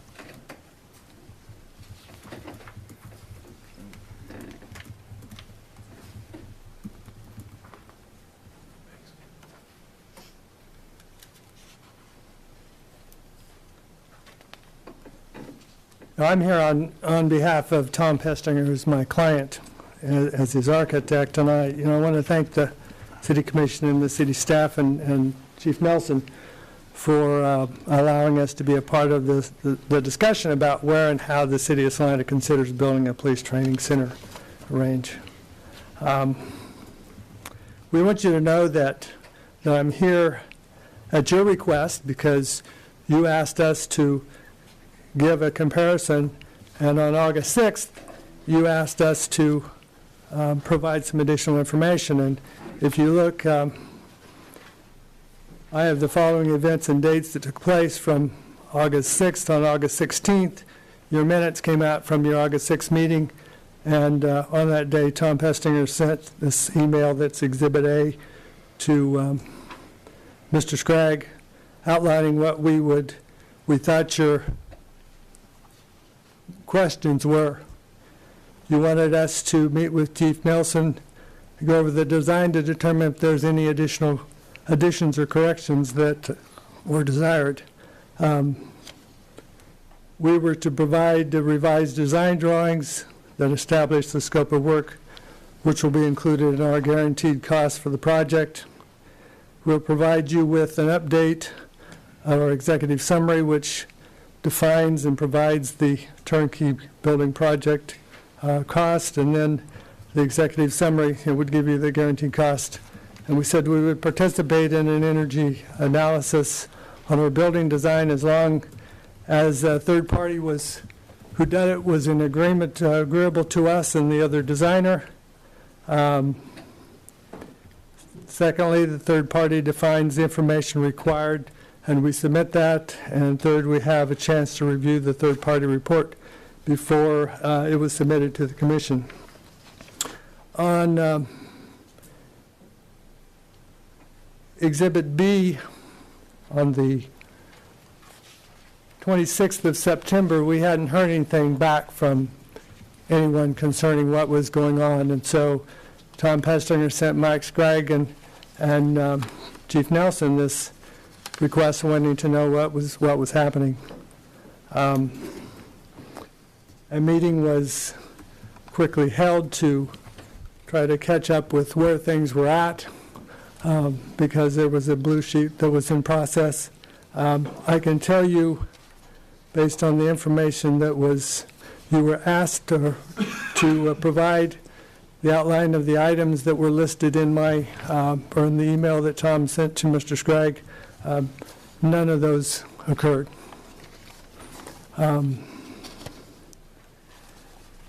I can tell you that in going through the blue sheet for today on the sound control report, on page 4 of the blue sheet, none of the report's contents related to DMA's acoustic design are accurate. The Troy Acoustics individual didn't read our specifications, didn't see that we had acoustical material. We were treating the acoustics in the box as closely as we could to the design of the police facilities design group because that's what we were told to do. If you look at the top of page 2, if you look at the energy analysis, you were very concerned about that, and police facility design groups were very adamant that our building was an energy hog. And in reality, if you look at the Henderson's report, our building actually costs less to operate when you look at energy and maintenance than the police facilities design groups does. I attached the Henderson report for you and their summary so you can see what that consists of. Concerning the staff report on page 7 in the meeting minutes, in the meeting with Mr. Scragg and Mr. Nelson, all the changes requested, that the concrete roof on the shooting range, which we were told we want it like this. We want what they provided, so we give you a design that matched theirs. So we have the concrete roof, we have the reinforced ammunition room, we have the design layout changes as best we could without getting much information from the owner, are included in the guaranteed price. that we have provided the staff. At this point, if you look at the staff report, he's indicating that there may be changes that need to be made. We don't know of any changes that need to be made. Unless we have not been told by Mr. Scragg or Chief Nelson, there's no additional details that haven't been included in our cost. The Pestinger price at $4.68 million is a guaranteed amount, which saves an estimated $360,000. The police facility design estimate is now at $5.04 million. Those two numbers were put together to try to make this be as comparison as could be. And that's how and what the numbers are at this point in time. The police facility's price is only an estimate. The city is still going to have to go through a bidding process and construction, which may very well produce higher prices and additional cost above the police facilities design development cost estimate. Under your recommended actions, I think there's several other possibilities that you ought to consider as well. On item 4 on my letter on the second page, I would suggest that you change item number 2. There's no reason to have 2 architects on this project. DMA is willing to turn the project over to Police Facilities Designs Group, if that's what you want. I would suggest you purchase the building from Tom Pestinger and let Police Facilities Design Group work the details with Tom and come up with a guaranteed price for a turnkey project, if that's the approach you want to approach this at. DMA is also willing to continue and finish the project without Police Facilities Design Group involvement, which will save an additional $200,000 in fees. Your third option that isn't listed there, purchase the building as it is from Tom Pestinger for $900,000 and finish it with Police Facilities Design Group through whatever process the city sees fit. I think those are options you ought to have on the table. This is not about me. I'm just trying to help this process along and help you from where we're going. I'd like to close by stating that this has been a very uncomfortable process that we have been put through at your request. The process of evaluation and the information provided by the city and its consultants was less than forthcoming without the accuracy you as a commission deserve. Even though the process was uncomfortable and difficult to work through, we are sincere with what we have proposed. We want to assist the city of Salina in any way we can because we live here. We have been part of the community for going on 4 decades, and which, with God willing, we will continue. Thanks for your time. If you have any questions, I'd be happy to answer them. And I know Tom Pestinger is here as well. Questions for Mr. Mars? Not really a question. I'm a little concerned that you're characterizing this as us putting you through a process. We were ready to build a building. You came to us. We weren't looking for additional bids 3 weeks before we're ready to bid this out. So the onus is on you to prove to us that your building is equivalent. So I think anything we put you through was minimal compared to the task at hand. Mr. Mars, do you feel your design satisfies the acoustical concerns, or are you saying that you haven't heard them all and our design, if you go through the process and you look at the cost estimates and you look at what has been provided to make these equivalent, our design is equivalent to Police Facility Designs Group. Acoustically, structurally, the acoustical wall material that the Troy Acoustics representative referred to was included in our cost. It is included in the Center Fire project manual and specifications, very detailed, which were not used. The information wasn't requested from us, and we would have provided it if it were. So that's, Commissioner Davis, those are the frustrations that I have. We're trying to help you get the answers that you wanted from your August 6th meeting and provide you with the information that gives you the ability to make a decision. same acoustic company? We sought them out, and as the representative said, he did provide a proposal to us that was good for 30 days for doing the acoustics for the building that we're doing. So yes, we did. His proposal isn't current because it's been more than 30 days since it was issued. If they're willing to work with us, we're willing to work with them. A couple other concerns. Oh, go ahead, Mike. Just as a clarification, the equivalent design is the double T concrete roof design received on Thursday? Yes. Okay. You got that at 12:45 on Thursday. A couple of my interests in this, besides the dollars and cents, are that I like this location better than the Yost location, and also what I've read in here, I hope it's still true, but this was going to be online in February or March of next year. Have we dawdled around with this, that timeline is altered? You know, it has been sitting there waiting for a response. Mr. Pestinger has several other entities that have interest in it, and he's been trying to hold out until he could fulfill this whole process that he was in with the city. His desire to sell you the property is much more, it's closer to the police station. Look at the distance and time and travel. You don't have 4 acres of grass to mow that you have at the other location as well. So there are a number of positive things about the location. And as I said in my report, Mr. Pestinger's, he's going to do something with the facility.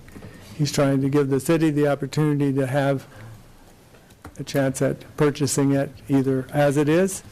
There's actually enough land there you could build the police facility designs group right beside that building if you chose to. So I mean, there are a number of things that could be done with that property, and it is a desirable location. Thank you. A couple of questions. Is this on septic system? At one point it was, or is this your price tying it into city sewer?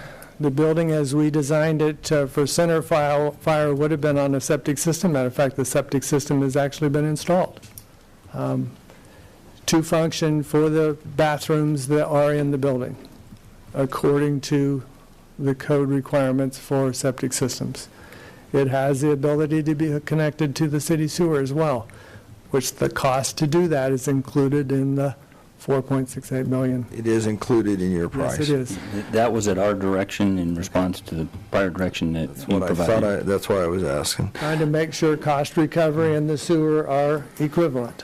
Well, yeah, and with respect to the sewer, the prior conversation was a desire to be on city sewer rather than a septic system. So in addition to just equivalencies, there was directive to connect to gravity sewer. I knew at one time, and it's been, we've been dragging this on for a while, so my question was, at one point we had a concern about the thickness of the floor for the vehicles. How have we addressed that, or? We're taking the floor out and we're putting in a reinforced floor in all the vehicle areas.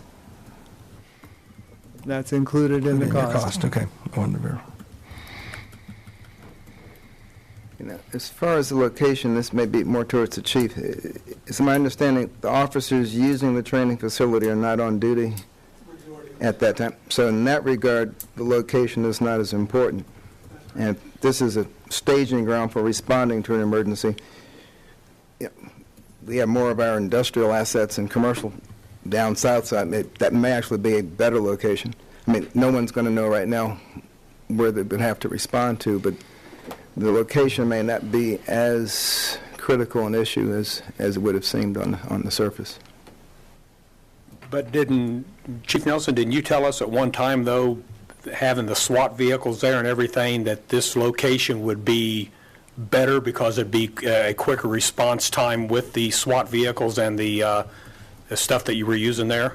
I don't know about specifically that, because it really depends on where the call is. Chief, can you come to the mic? If you don't mind.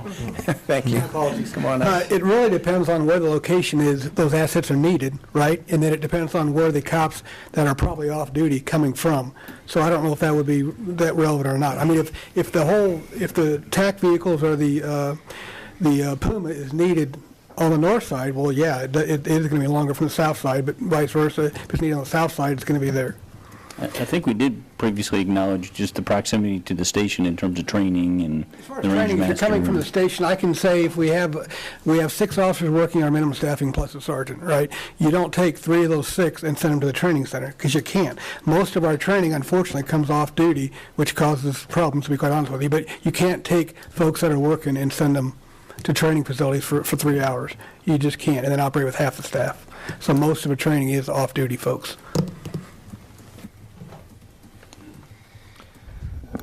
The one thing I can admit is whichever we do is going to be better than what we have now. You took the words right out of my mouth. I was saying, this is, yeah, it's a nice. Not lose sight of that. I have a saying at work, sometimes there's things that make the back of my head hurt, and this happens to be one of them that does up here, because I'm not sure 100% the information I'm getting leads me where I want to be. And I guess my biggest concern right now would be dealing with acoustics.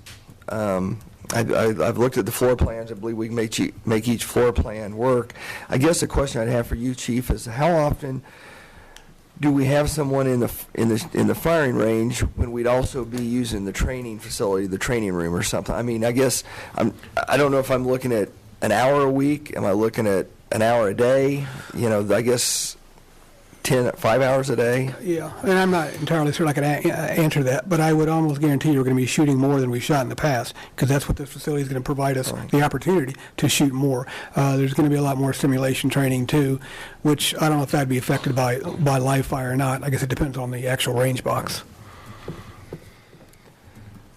So, You know, one thing I can see, you know, this is going to happen one way or the other. I mean, if it's a Yost drive, if it's the center fire range, this is going to happen. I mean, we've already sat there and we've gone through and we've approved to sell the bond. So it's going to happen.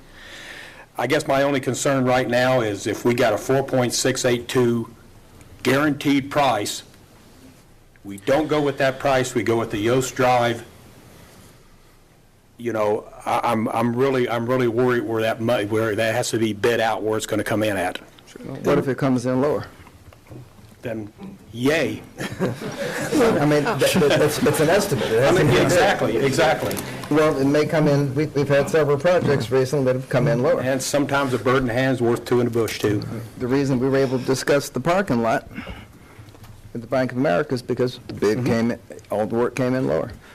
I guess if I could just 2 points throughout, I'd be remiss if I didn't. As far as I haven't even seen it yet, but the critique of my staff report, you know, that's fine. But the only thing I guess I'd want to say, and I've told both, I've known Tom before, I did not know Don before this whole process started, but I've said on more than one occasion, this is not personal, it's business. It is what it is, and I don't want anybody's feelings hurt by anything I say, what they say. But I would just say, as far as the concrete roof, when they're mirroring Police Facility Design Group, just to be clear, that came out the 18th. We've been asking since the 18th, since May of 2018, that we have to have a concrete roof, just like was designed. The only reason it wasn't there is because it costs a lot of money to tear that out and put something else over it. Okay, so yes, we are finally getting a concrete roof designed by the Police Facility Design Group, but again, it took 5 months to get to that point because everything costs money. I understand that. But just on the 18th of this month, 4 days ago, whatever it was, that's when they said, we'll replicate what PFDG is building. That's how we got there. It took 5 months to get to that point. and with respect to that, the last conversation we had, I suggested that we need a final design, we need a final budget, and that then needs to go through review by people other than the chief and myself who don't know, the details of that. I'm not prepared to say whether it's acceptable or it isn't acceptable. If your preference, if you can provide us direction on a preferred location, a preferred approach, we can continue to try to staff it through. And I think I acknowledged at the outset of this, of my comments, this wasn't a comfortable process. I'm not pleased with it either. And in retrospect, I guess all my communication should have been in writing. Mr. Pestinger, I personally followed up and assured Mr. Pestinger he didn't drop the ball, pointed out that you had, as a governing body, had assigned homework for city staff, and so our task at the moment was to pursue the acoustic question and to pursue the engineering design, and I shared with Mr. Pestinger that I had contracted or intended to contract with I think by then I had contracted with Henderson, because we had a conversation about his experience with Henderson and their design of the Tony's Pizza Event Center and some stylistic differences, but I relied upon them because of our past experience with them. We had ongoing conversations, including when I was in Baltimore at ICMA as we tried to sort through the acoustics. We had repeated meetings in my office with Mr. Pestinger, president, his son Dustin, president, Justin May from DMA. Do I like the way this project is played out? Not at all. This is hopefully it's unique, and we won't find ourselves in this situation very frequently, and I certainly will have plenty of takeaways. But to say that, there was communication in addition to the printed emails you've been provided today. I guess a couple things. One, the energy report that came out made the two buildings comparable, and help me here if I'm misstating. No. The longevity of the buildings and the cost of upkeep, I believe, was comparable also. Well, in all honesty, Henderson indicated that they had a building division, but in the end, and Chief, you may have to speak to this, I don't know if it was they didn't have sufficient information or they just weren't comfortable providing an opinion. Well, yes, I couldn't find one person specifically that would make a comment about 6 inches of concrete and 26-gauge steel. No, I could not. So that is true. I did look, did not find any. If I could, did you have another question, sir? No, go ahead. Okay, thank you. I will. Okay. Maybe I should stop. No, I wish in the recommendation section for number 3, I wish I would have put this option for number 3, which maybe you'll allow me to do that now. But on 2 different occasions, Tom mentioned the last being on the 16th, of October 16th, if you don't like my building, just build your building on adjoining property. That's a compromise. I wish I would have said option 3. So he's offered to sell me, sell the city property to build the police facility design group next to Center Fire. I wish I would have put that as option 3 in retrospect, to be honest with you. You know, a second ago when it was brought up, is it Mercedes? Did I get that right? Bershida? Bill? Burgitis? Yeah, yes. Burgitis. Bill. Yep. The question was asked a second ago, I mean, if you would work with DMA, and you stood back there and shook your head no, that you wouldn't work with them? That's true. We will not work with the DMA group. Subsequently, after we have been asked to evaluate the 2 designs, emails are flying back and forth that Troy Acoustic provided a design for their range, and we did not do that. And there was subsequent emails that involved the range vendor saying that the materials were just as good as ours, and we didn't say that. So I answered to the director of the FBI, excuse me, I answered to commanders, I answered to generals.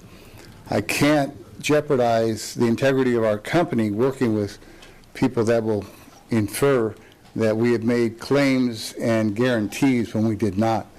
So I already told the chief a couple weeks back, about 3 weeks ago, that we'd only work with them. We had no desire to work with the DMA group.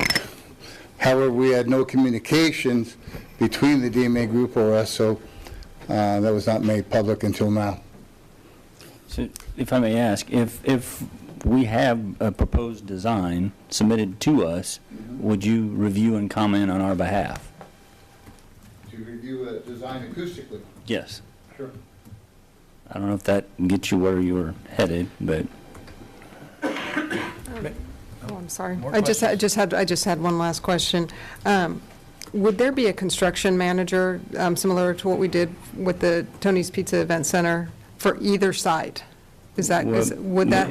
In the typical design bid build approach, you rely on the architect. In the event of the field house, we brought in an owner's rep to review in greater detail than what an architect might. So in the police facility design group route, the intention was that they served in that role. I mentioned earlier of an owner's rep fee. Right. The thinking there was to have police facility design group kind of serve in a role of an owner's rep on the Center Fire location. Okay.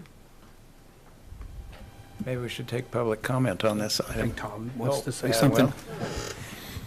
well, I think Mr. Pestinger's, well, hold on, Randy. I think Mr. Pestinger's remarks should come before we just open it up to the floor. Thank you. Hi, Tom Pestinger, 125 East Avenue. I just want to say thank you to you guys. I want to say thank you to Brad, because we and Mike, we have really been working hard at this deal, and it has been kind of a strain on everybody. No matter what happens, I think our whole goal here is the same, is we need to get these guys a facility built and up and running. And there is another option I'm going to throw at you. Like I said, it no matter what you decide, I am kind of shocked with Bill saying that he gave us an estimate, everything was hunky-dory. I did call for Bill about 3 weeks ago. He was in Hawaii looking at another project. He did not return my phone call. I think a lot of the reason Bill is not wanting to work with us all of a sudden is he does a lot of work for the police design group. And if you got a contract, if you have somebody that you're doing $1 million worth a year with, you don't care about Salina, Kansas, you don't care about me. That's the only thing I can, I don't know why he wouldn't want to work with us, but he just said he didn't want to work with us. So one option I am going to throw at you too, I've had 3 or 4 people wanting to buy this building, and I have been, and like Mike said before, Mike said, man, I wish you would have just done this before, but I feel obligated as a city to follow through because I committed to you, and that's the reason we're here today. A third option, and I'm throwing another wrench in the fire because Chief brought it up, and I think everybody knows that that facility belongs on North Street, no matter what. Here is a plan that we did. This is a police facility there. That's the existing building.